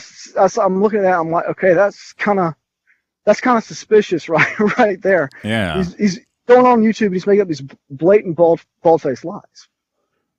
Yeah. And so I started doing some more Googling around. Okay, then there's this other thing where he's on Goatee Security, where he says that, oh, look at I can't. This is impossible for me to be an anti-Semite. Look at me. Look at my hair. Yeah. Arnheimer's a Jewish name. I mean, you've seen this, right? Yeah. And he's like, somebody was rescued from fires of Dachau itself, right? There's such an important Jewish family. That's what he was claiming, right? So he was claiming to be Jewish, and he was claiming it in, I think, 2009, I believe, when that was out. Yeah. And then he was claiming it in that OkCupid profile in 2012. So that's suspicious. Like 2 years before he becomes a Nazi on Daily Stormer, he's got this OkCupid profile claiming. Now he'll say it's fake, right? He'll insist it's fake. But like, if it was fake, why didn't he deny it? He has this blog on LiveJournal. Why didn't he ever deny that OkCupid profile was fake? That someone was setting him up. And also the fact that, like, here's the thing, right? Is that some of this stuff, and what I'm noticing is that, like, the higher intellect people in the movement are figuring this stuff out, because what people have to understand is that when somebody lies, there's a reason that they're lying, right? So, like, right. If he says the OkCupid profile was created while I was in prison, and we know that is not true, then why did he's trying to misdirect people? And if people don't pay attention, they're like, oh, well, or other people, like, then this is a fucking movement. This is a problem in the movement and with society at large. Just a larger point is that, like, I had a thing with a fucking woman not so long ago, right? She deceived me in a small manner, right? And I was like, and I was fucking furious with her. And I was like, you can't lie to me. This is a completely unacceptable thing. You can't, there's no lying in this relationship. And she was like, but it wasn't even that big of a deal. And I'm like, no, you don't understand, asshole. No, we don't have a relationship if you lie. It doesn't matter what you're lying about. The fact that you would deceive me causes me to distrust you later, and other things you say get called into question. And when we see those contradictions, those obvious falsehoods being spread by people, you have to call into question everything else that they're doing. Well, it's a pretty big deal to lie about. You're being Jewish, then you're this reborn Nazi, and now you're in charge of everyone's information security. Yeah. And stuff. Pretty. Okay. A guy with that much influence, you would want to vet that person really tight. And let me say something real quick, though. I should point out, I know that he's done technical work for TRS. Somebody from that outfit told me that he's not in possession of their data, at least not presently. This was something that was relayed to me in a Gab message by an insider there. And so that's great. But at the same time, like, I know that he has done work over there and he has had access to it, and he probably would at some point in the future. And so, but go ahead. So those two things are curious, right? That he lies about, like, the story about, like, his mom saying he's Jewish. He lies about, like, the OkCupid profile saying that it was created by his enemies when he was in prison, and when it was actually active and stuff while he was out of prison. Yeah. And there was actually a story. It was the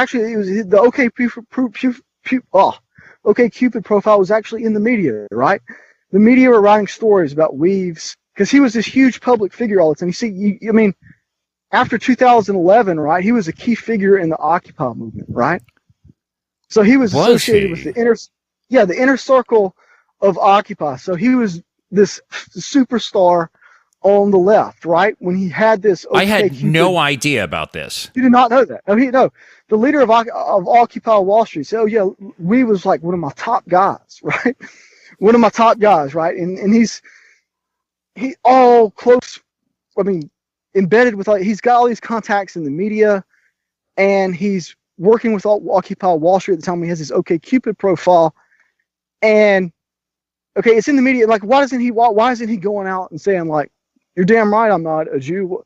You need to retract that," right? He doesn't do that, right? Because he's living at the time openly as a Jew with all these people. Yeah. All these associates he has. You got to understand, like, he's been in the media for years, like in the New York Times. You got you got a girl from Vice Media defending him, writing, like, stories about, like, how he's this poor persecuted victim, because the reason all these leftists even Gawker, right? Now, if Gawker is saying something nice about you, is that because, like, you're a secret Nazi who is not Jewish? No, right? So, and another thing, he told Gawker, and another thing, he told Gawker, during the time when he was when he was going to jail, or he was during his trial, that he was Jewish. It's just 3 occasions when he said this, right? Right. And, like, now there's a record of him, like, attacking Jews before this, but here's the thing: it's all in this, like, insane way. Like, it's a way you attack. You ever seen the movie Borat? With Sacha Baron Cohen. You haven't? Wait. Okay, wait. Borat, you said? Borat, yeah. Yeah. Borat, yeah. Well, that's what Weave is, right? Right. It's an act, and it's so extreme that he's trying to, like, make his character look ridiculous, right? So he has these outlandish attacks on Jews. Every single one of them should be gassed and stuff. He's playing like a Borat style character in order to, like, make fun of anti-Semites. That's the joke, right? Right. And anyway, so all this other stuff starts coming to light about Weave. Like, he first appears. When he first starts out, right, in, like, 2002 or so, way back in the day. In 2002 or so, he was doing the Encyclopedia Dramatica website. He was on there, right? Yeah. He was known for doxing people who were white nationalists, who he thought were anti-Semites, right? He would go on Encyclopedia Dramatica and would dox their name, put their private information out there, and, like, he would come up with these memes in order to, like, ridicule all these people who were saying, like, Jews have all this influence in our society. So he'd be like, the Jews did, in order to make light of it and to make it seem absurd and ridiculous. That's what he was known for, right? And so one of the leading guys back then was this guy named Dennis Fetcho. And he's been an old timer, has been around for years, and is probably written and spoken out more about the Jewish questions and hardly just anybody out there. This guy's been around forever. And we've absolutely tried to destroy Dennis Fetcho for being an anti-Semite back in the 2000s. Okay, that's interesting, right? Yeah. Even to the point where, like, not just Encyclopedia Dramatica, but Weave had written an article where he tried to dox Dennis Fetcho as an anti-Semite on Wikipedia too. So that sure is strange. And according to this Dennis Fetcho guy, Weave was a part of this gang of Jewish trolls who would go around and try to shut down discussions about Jews and to make things look absolutely toxic and ridiculous. And that's why they went after him so hard. This is who he was back in the 2000s. Yeah. And see, I didn't know this until a few weeks ago. Yeah, I'm learning a lot from the course of this conversation. And let me just, for the listening audience, I'm sorry I haven't taken your calls. I figured that you and I were going to chat for a little bit for an hour. This is fucking fascinating, and I just have to let you get through it because this is so good. Continue, please. All right. Well, you know, he's doxing these guys as anti-Semites and is harassing people, and that's what he's known for. And this Dennis Fetcho guy has to go through all this crap in order to get, like, to even mildly edit the thing on Encyclopedia Dramatica, where he's doxed as this crazy, absolute nut Jew hater and stuff. So when you Google his name, that's the first thing that'll come up, right? Or it was back in the day in Google search results, and they did that to discredit him. Yeah. Makes you wonder, like, this guy who is, you know, really a white nationalist now. Okay, why was he doing that back in the day? Okay, then, like, a few years later, like, I put it all on Gab. He has this character called the Eye Prophet. Have you seen that? No. This was when he was making all these YouTube videos as the Eye Prophet. And, like, there's one of them out somewhere in California. He's got, like, I think a bucket on his head, and he's screaming in a costume, and he's screaming and railing about the Jews and how the Jews need to be destroyed. And it's obvious. I mean, it's just obvious, like a Borat style. I'm trying to make these guys look as ridiculous as possible because, like, I dislike them, right? Like, I'm trying to discredit, like, anti-Semites. Yeah. That's what he was doing. And then of course it came out, like, I believe it was a year later, 2009, when he gets into it and these guys dox him, and that's when his mom says that, you know, well, my son Weave is a Bavarian. Oh, no, not Bavarian Jew. She says that he's Jewish on both sides of his family. Yeah. That he's part Native American. That he comes from a mixed-race background. That he has adopted black brothers, I think it's sisters or something like that. At least 2 black siblings that I know of. And he says he's mentally ill and did all these hardcore drugs and ran away to California, and it wasn't her that abused him. It was him. He's the one who left home, right? Not his parents didn't disown him. Yeah. He ran away from home because he was crazy, right? Well, Weave gets on there and he's like, "Oh, my mom makes up all these damn lies about me. You know, my mom is just lying." And then you look at what the woman says about him, and then you look at his lies, and you're like, "Well, who am I going to believe here?" Yeah. Well, I'll research her claims, right? She says she's a Native American. Well, guess what? Weave's grandfather is a Native American, Alan Marshall, who was born on an Indian reservation in Oklahoma. His mom is a member of the Muskogee tribe in Oklahoma. And his dad even had, like, this, I mean, his granddad had this play called Eagle Boy, right? His dad actually is a Native American.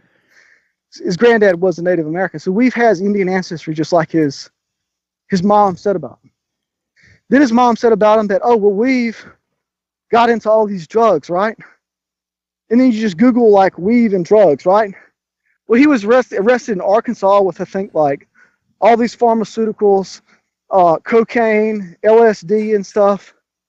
He's all in the media in the New York Times, right? They're talking about how Weave is on a meth and LSD bender at some kind of hacking convention out in California. So that checks out too. So he wait, and what year was this drug bust? I believe the drug bust, I think, was in 2010. It was in Fayetteville, Arkansas. Okay. You can look that up. Okay. So his mom's telling the truth about the Native American thing. His mom is telling the truth about the drug use, right? Yeah. And she also says that he comes from a multiracial family. Okay, the information on his adopted black siblings is right there. She's telling the truth about that too, right? Yeah. So you have to wonder, is she lying about the Jewish part? Well, Weave himself, like on that when he was accused of being an yeah. The thing is the combination of circumstances. It's like, okay, you've said this yourself in at least 3 places. Your mother is saying it, and all of her information checks out, but you're a notorious liar. Yeah. Oh well, you see on his LinkedIn profile that was doxxed, he said that he was white, other, and Native American. This is in 2009 or so when he was doxxed. Now that OkCupid profile also says white, Native American, other. So like he's going around identifying exactly as what his mom says he is. Yeah. For years, right? And so on the Goatsy Security website, he was the president of this thing called the Gay Niggers Association of America. And what that was like some kind of he talks about how he admires the trickster god Loki and stuff, and loves to sow chaos. So like this person is a Jewish nihilist, and like he doesn't have any views except like trying to cause as much chaos as possible. That's his philosophy. Right. Right. And his act is to make things he despises look extreme. Well, the thing is, when he does that, when he goes around and says that all Jews should be absolutely annihilated, 5 billion people should be like wiped out from the world.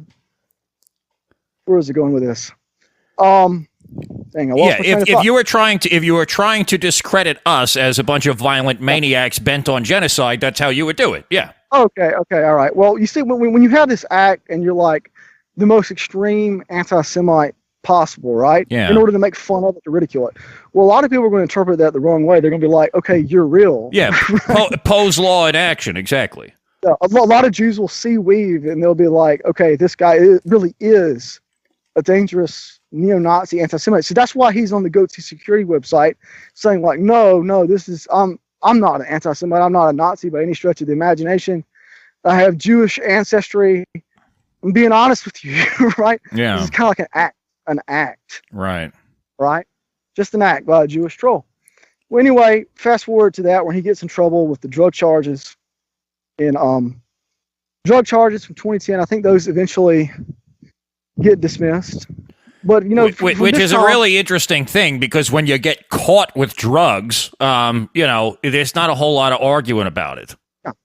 Well, apparently all these drugs he was arrested with, the charges went away somehow. Yeah. And like around 2011, he emerges as a key figure in Occupy Wall Street. It was kind of an interesting. He's going around with like fuck the rich shirts.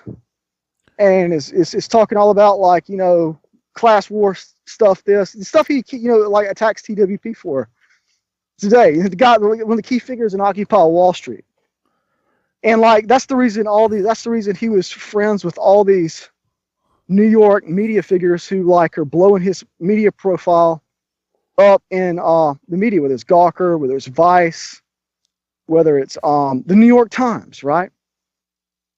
And that they make him out to be like this legendary hacker. So it's a huge deal. Like Weave's trial for like, and what he was guilty of is some kind of information security crime, right? Right. He allegedly, as he tells it, he found a flaw at AT&T and tried to inform them of it, and they charged him with a crime for this. Now, some of the things. Why was he trying to get all these people's information?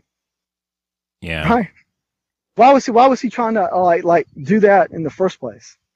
Well, in the New York Times article, he talks about like he brags to the New York Times reporter that he has collected thousands of social security numbers of people, and then like a few weeks later, he sends her social security number because he's data mined her.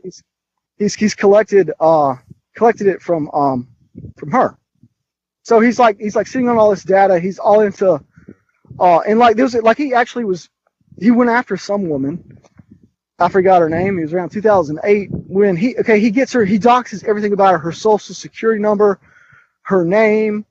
I mean, like far beyond anything Nealon did. I mean, he's actually publishing her social security number. Yeah.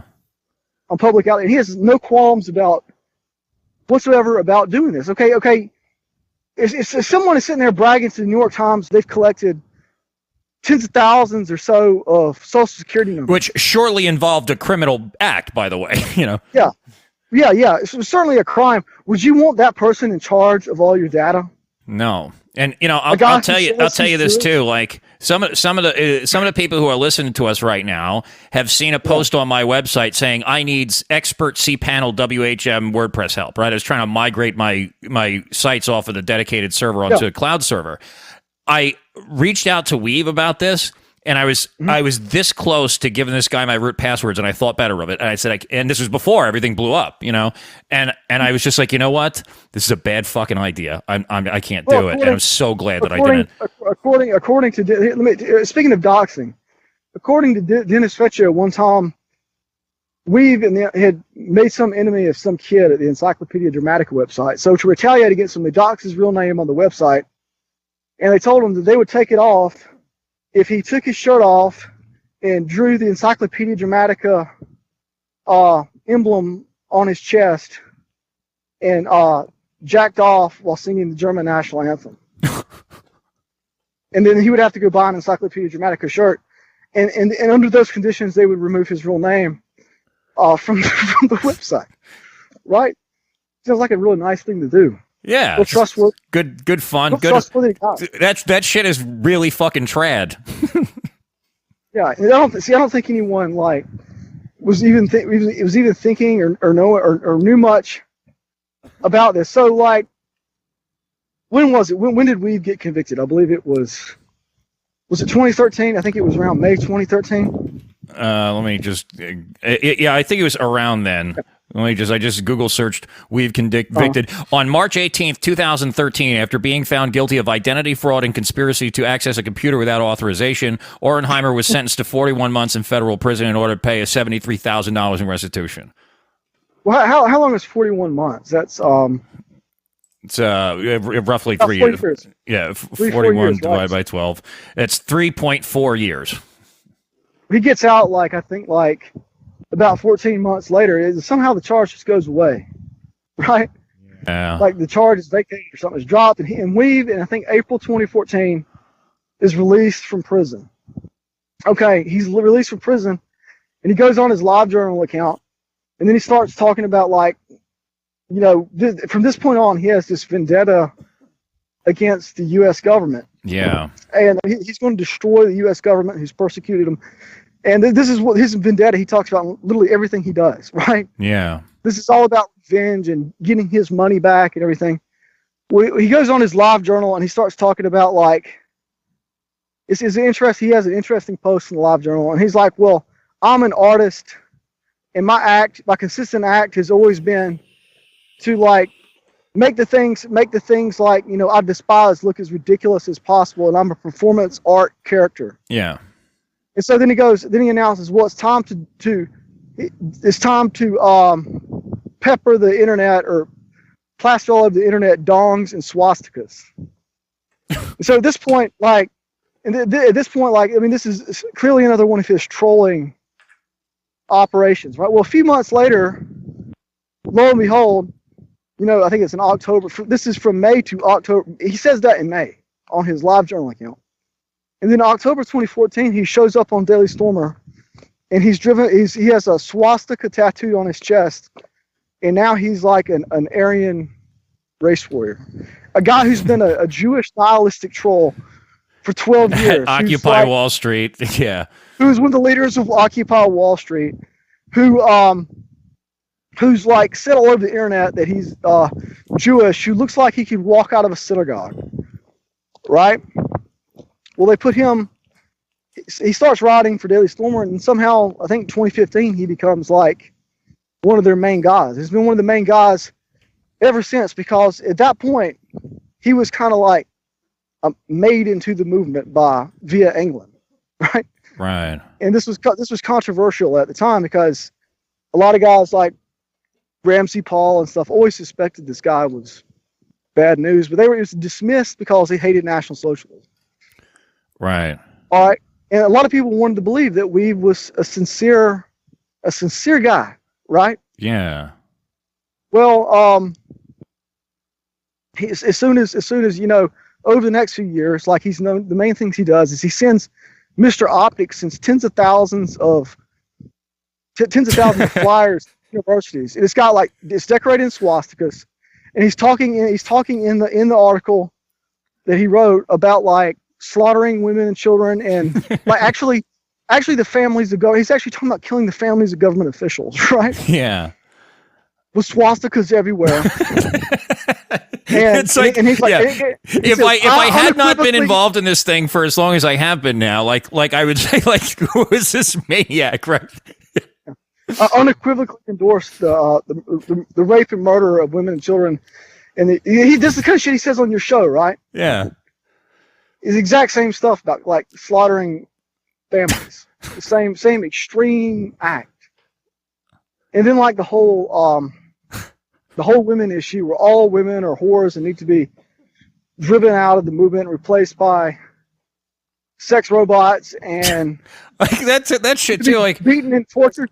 I couldn't understand it. Like the thing is, let me say about the women thing, right? Like I kind of liked the white Sharia meme, and because I think of like, okay, women as property, like actually makes a lot of sense to me in a very honorable way, right? Like men don't generally disrespect their own property.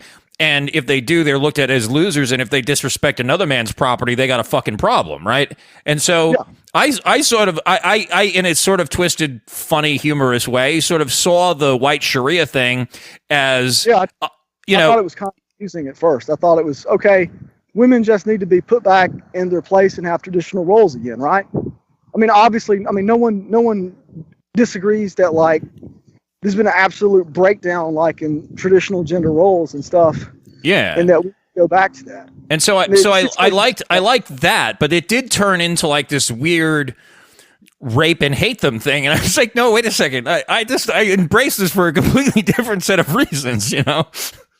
Well, anyway, so like, and besides that, like the flyers thing. And the white Sharia thing, and like the most extreme rhetoric that's on the site, and the whole movement has to do with this guy who's talking about optics now. Like you have to understand the guy who wants everybody to go around in red shoes and clown shoes. Why is this? It only makes sense when you realize. Go ahead. He's laughing at you. The joke is on you. Yeah. Right. Yeah. The joke is on you because he's making you look as bad as possible. He's trying to. It's hilarious. He's all, he was a guy in Encyclopedia Dramatica because he thought he probably thinks it's hilarious that he's destroying the alt-right, right? Yeah. I'm sure he's. I mean, this his greatest triumph, like as a born-again Nazi who was like brought into the movement, right? Well, you have to ask yourself. But here's the big question: why didn't Andrew Anglin like take everything we've said about his sudden conversion to like national socialism? Well, I mean, obviously people are questioning it now because he's like Mr. Professed Nazi who tattooed the swastika on his chest and talked about Norse gods. Now wants to dump all those guys as Wignats, right? It is fucking amazing. Like the thing, and I'm really I'm having so much fun with it, right? Because now I'm like, honestly, dude, this in a sick way, and I hope that people understand the way I'm trying to communicate this, and it might come off wrong. I almost like him more now, right? Because I'm seeing this as like a fucking awesome gag, right? And it's gag, right? And it is, but at the same time, I take this very fucking seriously. We've let like a Jewish nihilistic clown. Okay, so there's even more than this, right? So, like, it's obvious now that all this information has come to light. About his background, even more recent stuff, right? Well, like when Daily Stormer went down, and this is something I got into recently. I was almost forgot about it. When Daily Stormer went down after Charlottesville, it came back as dailystormer.lol, right? Right. And the site is registered to Weave's Jewish buddies, Alex Pilasov's New York apartment. This guy's Alex Pilasov's brother is a Chabad Jew, right? A Chabad Lubavitch Jew, and this is where the Daily Stormer is run out of. This picture's okay. This is one of Weave's best friends, right? And he's a Nazi. He wants to kill and genocide all the Jews, but like, why is he hanging out with all these Jews like Alex Pilasov? Why is he running the Daily Stormer out of the guy's apartment? Well, let me say, wait a second. I should clarify just a technical note here that a domain being registered to an address does not mean like the computer is there or that he's in there operating it from there. He just used, of course, Weave's not even in the United States. He just used his buddy's address, I think, to register the URL, right? Yeah. But of course, I mean, there's all kinds of plenty of evidence that even up to the present day, Weave is still working with all these Jews like he was in his Occupy past, right? Yeah. He was in the election, right? And all these guys were, especially the Pilasov guy, was involved in the effort to elect Trump. And he was working with Cernovich and Pilasov and all these guys during the election to get Trump elected. So it makes you wonder, is there even another layer of this shit behind Weave? Where like there are guys behind Weave who are pressuring him to use his influence over the alt-right as their means of influence to divide everything and to make it Trump friendly. Yeah, let me, somebody's going to say that I'm accusing or spinning conspiracy theories, and let me just say that this is not my intent, okay? But something that has crossed my mind in the last few days is that, like, the stuff that's being thrown at me and Nealon is insane, okay? Yeah. Like I told Weave that I was planning to speak to the FBI about Antifa. And yeah. Weave goes and publishes that information. Now, you want to go tell the alt-right that I'm talking to the FBI, fine. But, like, plastering the conversation where I specifically said Philly Antifa, that's warning fucking Antifa. All right? Yeah. And only the feds can do anything about Antifa. The Virginia state government isn't going to do anything about it. Exactly. This is exactly what it was. Like when I found the information that I'm about to give to the FBI, when I found that information, I was going to give it to Charlottesville. And the only reason that I then decided the FBI was like, okay, well, fucking, they just let DeAndre Harris go, and I found the FBI following up another lead, which I can't disclose right now. And so, like, the FBI is definitely looking into Antifa, and I think that they're going to end up looking into a public corruption thing in Charlottesville. I really believe that. Well, now, the main reason. Just hang on. So when he puts that out there, okay, like. Okay, fine. And I'm just like I've said this a million times. Assume that I'm a Fed. Don't tell me about illegal things that you're doing, right? I've said this a million times on the podcast for years. I've said this. If people want to accuse me of being a Fed, fine. Like, I don't want to be involved in your crimes, so just keep it to your fucking self. And so I just, when he said that about me, I said, I am a federal informant. And I said exactly what I was planning on doing. And it turned into, Cantwell's a Fed who's trying to take down the alt-right. You're a snitch. You're ratting out your buddies, right? And and I'm saying to myself, like, who the fuck would I rat out? You're thinking of the guys who are still fucking locked up there to this day. Right. Like Borden. The only chance of getting out of there is for someone to overrule like this. I mean, that's what had that, like, when back in the day when you had sundown towns, and like, blacks were driven out of like segregation in cities after dark. That's why don't let the sun go down in our town. The only way that stopped is the federal government had to end it, right? Right. Because the state government wouldn't do it, and the local government wouldn't do it either. Exactly. So this has the potential, the FBI has the potential to redeem Charlottesville, is literally why I'm doing this, why I'm putting my fucking ass on the line. I understand why you're doing it. Yeah. But, maybe some of the listeners don't, is what I'm trying to communicate, okay? So, he does this, and what is thrown at me then is that I'm a snitch, I'm a rat, I'm going to get raped in prison, all of this stuff. People who were fucking hugely in support of me fucking 3 weeks ago are now like, you're going to prison, you're going to get raped and murdered there by the Aryan Brotherhood, is what I'm dealing with in my Gab mentions fucking hundreds of times a day. It's insane. And what do those guys have to do with the Aryan Brotherhood? Those guys don't have nothing to do with it. It's just complete madness and insanity, right? So all those guys are white trash larpers and stuff. So the stuff that's coming in is just so blatantly untrue, and the idea that people actually believe it is something that I have a difficult time believing, right? And if it is, like, how the fuck did they get convinced of such a thing when the information is plainly in front of everybody's face? Okay, so what I'm setting up here is, and then of course the Vaughn docs. Guys have gotten doxed in this movement before, and it's been a problem. I think for some reason they're treating the Vaughn docs as a bigger deal than it is. Do you get that perception as well? I mean, the big docs that I remember is when all the TRS guys turned on each other, and somehow, like, that's how Enoch and Sven and all them got doxed, right? I mean, that's what I remember. So, I mean, this doxing thing's been going on for a while. Before I was even following TRS, I remember hearing about the huge TRS doxing and whether TRS was going to ever recover from it. And, like, back in the campaign, like, a lot of the alt-right guys would get pissed off at each other and dox each other back then, too. It seems like doxing became less common, actually. Right. But, it seems to me that close to Ricky, and they identify. Well, you got to understand. Well, in Enoch's case, right? Mike was doxed, and then, like, it turned out, all about his wife and all this stuff, and lost his job. So, like, okay, I can understand, given his background, why Mike is so sensitive to the issue, because he's been through it himself, right? He was involuntarily doxed, so I can understand why he sympathizes. Well, all right. So him being sympathetic to it is one thing.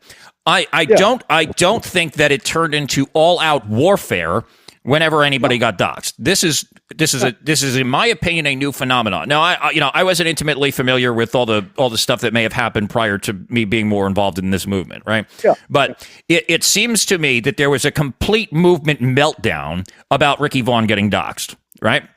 Yeah. It's in the Huffington Post piece about Vaughn, they went through how his Twitter account was like, okay, one of the most influential Twitter accounts of the 2016 election, that it was constantly interacting with, like, these things that turned out that are alleged to have been Russian bots, right? I'm waiting for the Ricky Vaughn was always a Russian agent story to come. Like, the thing is that I've thought that was complete nonsense. All right, I'm not. I've the entire time I've been under the impression that is a scam to take down the president of the United States. This is how I have felt about it up until 2 fucking days ago. Okay, and now I'm starting to really wonder, is there a foreign fucking intelligence agency involved in what we're dealing with? Because the stuff that's happening doesn't make any fucking sense. And I don't have any information to say this. I'm not, again, I'm just fucking trying to understand something. And since I can't, I'm trying to draw other fucking connections, right? And I'll tell you my theory. Okay. Based on all the research I've done, we was boasting in his last video that he had completely realigned the world and had all kinds of powerful friends, and you don't know who I'm working with, and I'm going to unleash and do something, right? Well, I don't think we was being entirely dishonest about, like, I think he was being wildly to the point of delusion, like exaggerating his role in getting Trump elected. But I do believe that Ricky Vaughn, Weave, Cernovich, Alex Pilasov, the Jewish guy, and a bunch of these other guys were working through what was it called? Was it MAGA 3X or some kind of MAGA? Don't know. MAGA something. So they have ties to the Trump campaign, to the MAGA movement, through this Alex Pilasov guy and Roger Stone. Because when that OkCupid, I mean, not the OkCupid, but when the information came out about the Daily Stormer being run out of Alex Pilasov's apartment, it wasn't that. It was when We've got banned from Gab for, like, inciting terrorism or something like that. Roger Stone lashed out about it on Twitter. He was Roger Stone himself said something like, "We've Pilaslav, Cernovich, damn it, right? Like, what the hell are you doing? Like, you fucked up." So, like, see, that's the tie right there. It goes through Weave, and behind Weave, you got like Cernovich, you got all these other guys, like Piloslav, and through them, I think they're tied to like Roger Stone, and then Ricky Vaughn was part of it. And my theory is that, you know, they found like what happened in Charlottesville hugely embarrassing for Trump, so they wanted to divide the alt-right and kind of push this American nationalist thing to like hijack it, knock Spencer out of the way. So this is what they tried to do way back in Hellgate. They tried to marginalize Spencer and kind of like dethrone Spencer as the lead guy and put Cernovich and Paul Joseph Watson and all these other guys in charge of the alt-right. And this is another effort at that. They want a GOP friendly, Trump friendly alt-right that has marginalized all the white nationalists by calling them Wignats. Yeah. And that's my theory.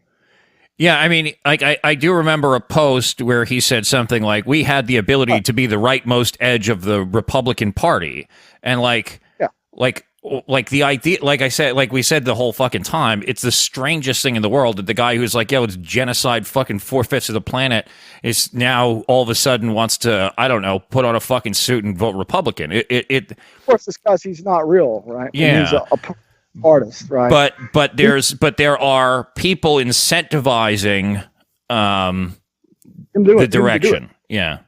Right, there's people behind Weave, I think I'm just speculating. Right. Because I remember back in the campaign, all these people were blowing smoke up everyone's ass, and oh God, you know, when Trump comes to power, y'all guys are going to be powerful and influential. And a lot of these alt-right guys believe that. I never believed it. Yeah, like I ran with the joke, right? Like I literally, you know, the introduction to the radical agenda used to be, now that we find ourselves in power, we should just allow them to walk away, right? So I ran with that meme. I didn't believe it. I've said on here, you know, dozens of times that Donald Trump's job was to keep Hillary Clinton out of the White House, and insofar as that, he's done a fantastic effort, you know. But like I totally ran with that for a while, but I guess, you know, some of us started to actually believe our own jokes or whatever. Well, a lot of these guys, a lot of these Republican operatives and stuff, were just filling our guys' heads full of all this stuff. Like, you're going to have all this power and influence, and all these things are going to change, and all this stuff's going to happen. They literally did believe this back in 2016, right? And we was cooperating with Milo, and you know how Milo did that article on Breitbart, the alt-right or something. Yeah, I don't remember it exactly, but I know he posted something about the alt-right, and he was sort of like, yeah, they're just kidding about genociding the Jews or whatever. Yeah, well, we was in on that. So like, he was one of the people who like was providing information for the piece, you know? Oh. And you gotta, okay, if Weave like despises Jews and wants supposed to kill all the Jews and exterminate all the Jews, why is he such a huge fan of Trump anyway? Like, Trump's daughter is married to Jared Kushner. Jared Kushner has been a hugely negative influence in the White House. Trump is like the most honest president that's ever sat in Washington, right? Right. It just makes no sense. Well, anyway, you have to going back to the beginning, and this is kind of like the thing that sums it up and ties it all together. Why was Weave brought into the movement in the first place? Through England. Yeah. Why? You know, I mean, did they check his background? Well, I think he came in as, you know, in a technical role, was my thinking about it. Yeah, he came in as, I think they had like some kind of DDoS attack or something, and he relied on Weave to say, so Weave gets out of prison, somehow. The Daily Stormer like gets under some kind of DDoS attack or some kind of technical attack. Yeah. I think Weave saves the day, and now Weave is like, you know, part of the alt-right, and he's become like this. That's his entry point, right? Well, here's the thing, and here's the surprise. Here's the big surprise about Weave, right? Big surprise. The big surprise is that Andrew Anglin himself knows that Weave is a Jew. Andrew Anglin himself has known that Weave is a Jew for years. Right. How about that? And doesn't care. Now, is there some public confirmation of this? Yeah. That he knows? Yeah. I know it. Yeah. Yeah, he knows. Yeah, he's acknowledged it. He has said himself that Weave is a Jew. So all this stuff, all these attacks on you for like saying that Weave is a Jew, right? Anglin himself has said that Weave is a Jew. That's the best part, right? Because there's a recording of it. There's a recording of it? Yeah. Where? I've not heard this yet. Yeah, no, it hasn't been released. Oh. And we don't know if we see. That's the damn problem. That's the problem with Weave. Like, how do we get rid of this guy? Like, I mean, he is a Jew, and England has known he's a Jew the whole time. Yeah. The whole time, years. How do you extract that cancer without him? Like, I mean, we've talked about this minor episode with Ricky Vaughn. I mean, what the hell does Weave have on people? Donation information, real names. Yeah. What does this guy have? I mean, on these people. But yeah, see, that's the damn reason. That's the damn reason we've been so hostile to Weave and so like resentful of England's shit. Because the thing is, England himself knows that Weave is a Jew. He's said it himself, and so he's been making it out like, oh, all these people are just attacking. Why? Okay, what are the ethics of knowing you know someone is a Jew, and then you bring them into the movement and present them as a white nationalist and a neo-Nazi, and fucking puts the guy in charge of everything, right? Well, donations and I mean, like, what the hell? I mean, why the hell would anyone do that, right? Yeah, That's you know, yeah. I'm just what do you call it? I'm sorry. I'm trying to process it, frankly, right? Because.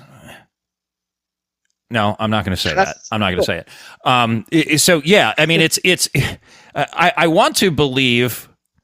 I've been under the impression that Anglin is an honest actor. Okay, and I'm actually hesitant to go away from that position. I've up until this moment I believed that he's being influenced by Weave and others, and what you just told me is kind of troubling, and I need a second. So you tell me if you heard Andrew Anglin himself say that he knows Weave is a Jew, I mean, what would your reaction be? Would that be that he's been a Jew for years, right? I mean, and like doesn't care. The thing is that I'm trying to figure out how I do not want to disclose. I have information and I can't say it. That is so I can't answer your question. I'm sorry, okay. But it is troubling to me that he would say it as he's a Jew, right? Like there has been some. All right, here I can do it this way. Somebody said to me, if you believe everything his mother said, he's like 1/16 Jewish, you know, and maybe that's not that big of a deal, right? And yeah, as I said at the beginning of this thing here, like, you know, not to call my fucking racist credentials into question here, you know, I don't think that I'm going to get myself a better job by saying this or whatever, but I genuinely don't care that much, okay? Like my honest opinion, the reason I'm involved in all of this stuff is because I want to live a certain way, and people convinced me that I couldn't live that way unless I started taking demographics into consideration, right? And so I still have a certain hesitation to say, well, you know, just because you have a fucking, you know, the slightest bit of taint in your bloodline is not like, you know, the end of the world for me. You know, I was dating a fucking Puerto Rican girl last year and shit. People still bother me about this, right? You know, but like, you know, it is. Anyway, you continue because I'm in this really. I'm fucking. All right. My mind is blown right now. Okay. What if? Okay. Oh, let me think. How would I put? Okay. Yeah, you're right. I mean, just because a guy's got a taint of Jewish blood isn't going to turn him into. But here's what I want to figure out. I don't know this recording yet. I haven't heard this. But he says Weave is a Jew, or he says, oh, he has a little bit, and I don't care. Well, I'm told it's like, yeah, he's a Jew, or at least a part Jew. Okay. And then like, I don't care. You're right. He is. He says that. Yeah. Yeah. Okay. It's a pretty big deal. It's gonna be a breach of trust. Well, when he starts, here's the thing with me too, right? Like this is why I went on. Like I knew about a lot of this stuff. Okay, the accusations of the ancestry are not news to me, right? Like when the first time I had him on the show, listeners were warning me about him, literally in the comment section on YouTube. Be careful, he's a Jew. It was the first time I fucking had a voice conversation with Weave. I got that warning, right? And I'm like, okay. So what? I just, maybe I don't give the guy my root password. You know what I'm saying? I didn't. And while I thought he was doing good work, I genuinely am like, okay, fine. There's a guy in my Telegram group who confessed that he was like 20% Jewish, and people were trying to run him out of it or whatever. And I'm like, can you guys fucking behave yourselves? It's something that I didn't want. I wouldn't want to give the guy a leadership position. Is literally what goes through my mind. And I'm like, oh yeah, well this guy fucking is in one. Well, we can draw a clear distinction here, right? Okay, take for example, like I brought up earlier, Ebola American, right? Neil Young's campaign manager came out that he was Jewish, right? Yeah. He's like, sadly, it's true. Like, I get the guy's a self-hating Jew, but like he's not like some kind of, or hasn't appeared to me to be like some kind of malevolent, destructive figure who like idolizes Loki and sees himself as like a guy who makes things he despises look ridiculous. Right. It's the ancestry combined with the bad behavior that becomes the fucking problem. Well, yeah. Even if he didn't have a drop of Jewish blood in him, like the guy's crazy. Right. Right? Yeah, the behavior on its own. Or he wants to make you look insane. Yeah. Right? Yeah. Now, maybe it's a combination of all the drugs he's done. I think a lot of it could be the drugs he's done. His mom claims he has schizophrenia, and he was the other day he was saying he had realigned the entire world. So that's a pretty big delusion. I'll say I've known a schizophrenic or two actually, and they usually have trouble connecting dots, like they I guess there's milder forms of it or whatever. Like I don't imagine one of them pulling off a stunt like this, frankly, but who knows? If you watch Weave's videos and you can just look in his eyes and see the way he like shifts about and acts and his mannerisms, okay, that's disturbing enough. So if you didn't know anything about the guy and you just looked at his mannerisms, his body posture, his way he talks, it's unsettling. Yeah. In a way. And so maybe that's why his mom is convinced he's mentally ill, right? Yeah. Combined with everything. And then he's got what is this shit? He doesn't believe nuclear weapons exist and shit. Mm-hmm. You heard that? Something. Yeah. So, I didn't know that. Yeah, I like somebody told me about this the other day, and then I just saw I saw when I was watching something else on YouTube, like a YouTube video of Weave saying nukes don't exist or something like that. And I'm like, things get more and more bizarre as time goes forward. I guess is what I'm starting to see. One of the lingering questions, okay, like I said, okay, most people who are white nationalists, you tell someone like, okay, this guy's a Jew, you're going to bring him to a movement, he's a Jew. This can be like a huge controversial issue like that alone, right? Yeah. A breach of trust, right? Yeah. And not only a Jew, but like he's passed himself off as like a Jewish neo-Nazi who wants to exterminate all Jews. It's a troll, it's an act. Yeah. So why are you so damn indifferent to it, right? Right. And that also does a lot to explain. Like if he thinks that this is a gag, that explains why he doesn't want the street demonstrations either, because it has the potential to have actual impacts. Yeah, it's just after Charlottesville, England put up this weird post, and it was about how he goes, I'm actually going to break character. He says Andrew England is just a character I play on the internet. Daily Stormer is a performance art project. Yeah, and he's. Well, it says everything I've done is like an act.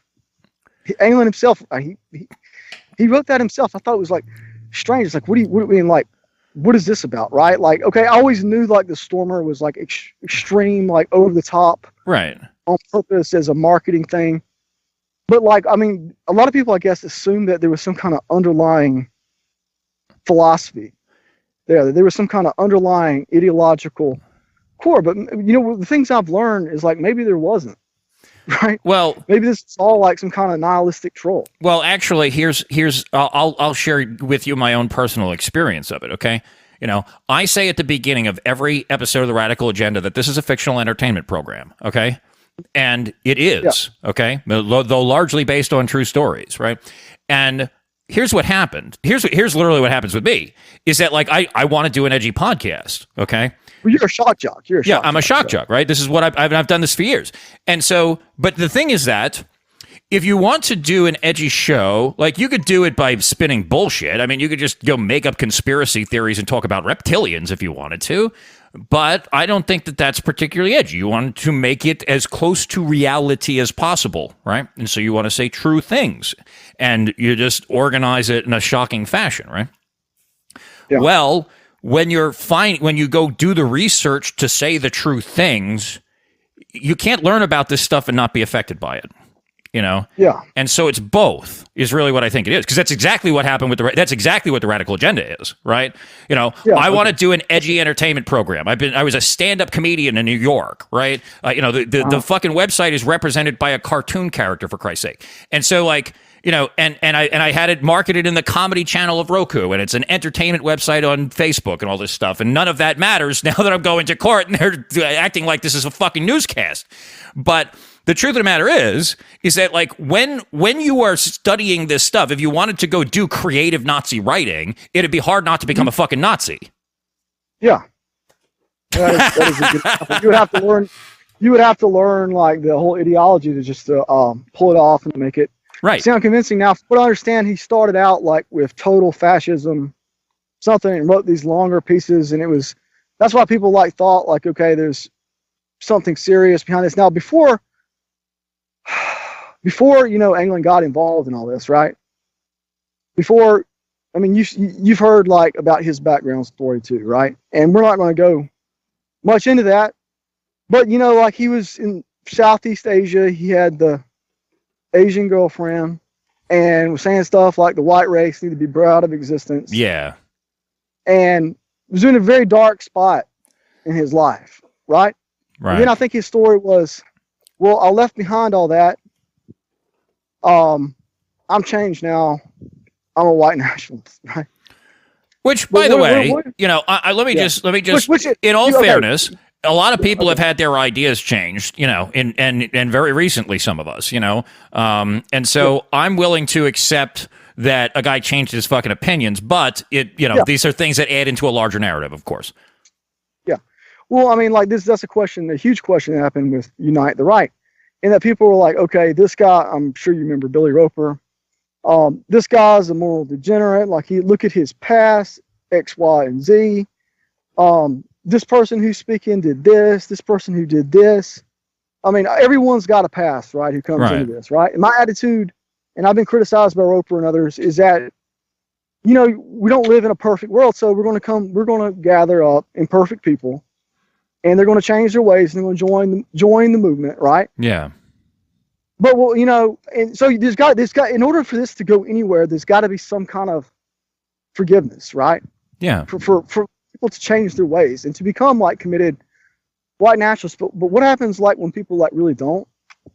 Right. Like they say they're like they're this before, and they say they're white nationalists, but then like they haven't really changed at all. Yeah. That's a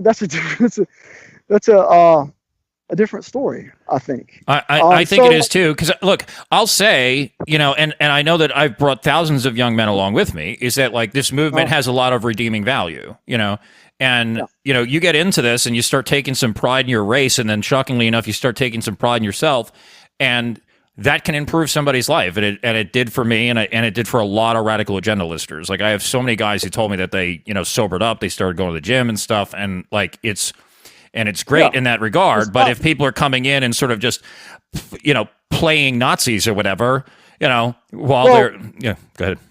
Why do we have all this stuff? Like, I mean, I'm sure you've seen it. Like, why is England posting all this like Asian pornography, right?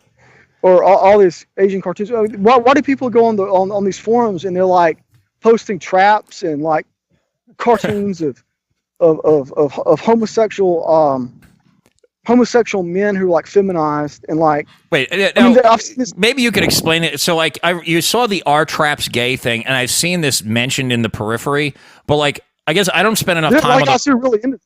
This guy's still like really into this and stuff. Yeah. Like, I just don't. I'm not. Like, this is something that like seriously gained some fucking traction or whatever. Yeah. What the hell is going on? I have people blowing up. I'm sure you have it. YouTube people blowing up my mentions with interracial pornography, Asian pornography, the trap stuff, and which I've seen all over these forums that everybody's getting banned from, right? Yeah, I've seen this stuff. I've seen this stuff show up in my Gab mentions, but I just mute the people as soon as I see porno in my Gab mentions. I just mute the account immediately. Anyway, so I think we should open up before this gets too late. Open up the phone. You know what? I'll tell you what. It already is too late, and I want to apologize to the people who are on hold because it's already 7:30, and I actually have somebody stopping by. Okay, so I would love to have you back on the show because this conversation went fantastically, in my opinion, and it went longer than I thought it would. And I'd love to have you back on to sort of talk about broader issues and stuff like that. And I'll follow up with you offline to discuss that. Okay, my friend. All right. Later, man. Yo, we went way too long. I'll talk to you later. Yo, thank you so much. I really, that was such a blast. Thank you so much. Hunter Wallace, OccidentalDescent.com. You got to go over there. Hunter, if you're still listening offline, get an email thing up. I tried to go find an email subscribe thing on your blog, and I did not see one. Wow. Look, guys who are on hold, I'm so sorry. I'm so sorry to do this to you. I am dropping your calls because it's already 7:30 and I gotta go. Okay. But I couldn't let that conversation stop. That was so fucking important. And so, ladies and gentlemen, we do this every Monday, Wednesday, and Friday from 5 to 7 p.m. Eastern Time. Sometimes we go a little late. So if you're listening on some other platform at some other time, I would invite you to join a live program. I usually take calls on the air. You might have heard. I'm sorry that I didn't do it tonight, but this was way too important. And I don't even I don't even know what to say, frankly. You know, like I thought that there was a problem. I thought there was subversion, and I knew that there were questionable things about people in the movement. But Hunter really just like lit up my whole goddamn world, man. And so I'm going to do some thinking about this, and I encourage you to do the same. You can find. If the episode is titled Tucked, that's when I first had Weave on the show. And I think somebody re-uploaded to YouTube. I had that segment cut out and I titled it Hanging with Weave. If you want to see that video, you can search YouTube for Hanging with Weave and you'll find that. And do some thinking about it. Maybe I'll try to get Stage 3, Episode 6 back up so you can hear what happened there too. Yeah. Okay. Ladies and gentlemen, we will be back Monday, if not sooner. Thank you very much for tuning in to The Radical Agenda. Have yourselves a wonderful weekend. A good night. That's it. It's over. Then we organize the death squads for the people who wrecked America. You know what you call people you can't talk to? Enemies. And if we want to divide our society into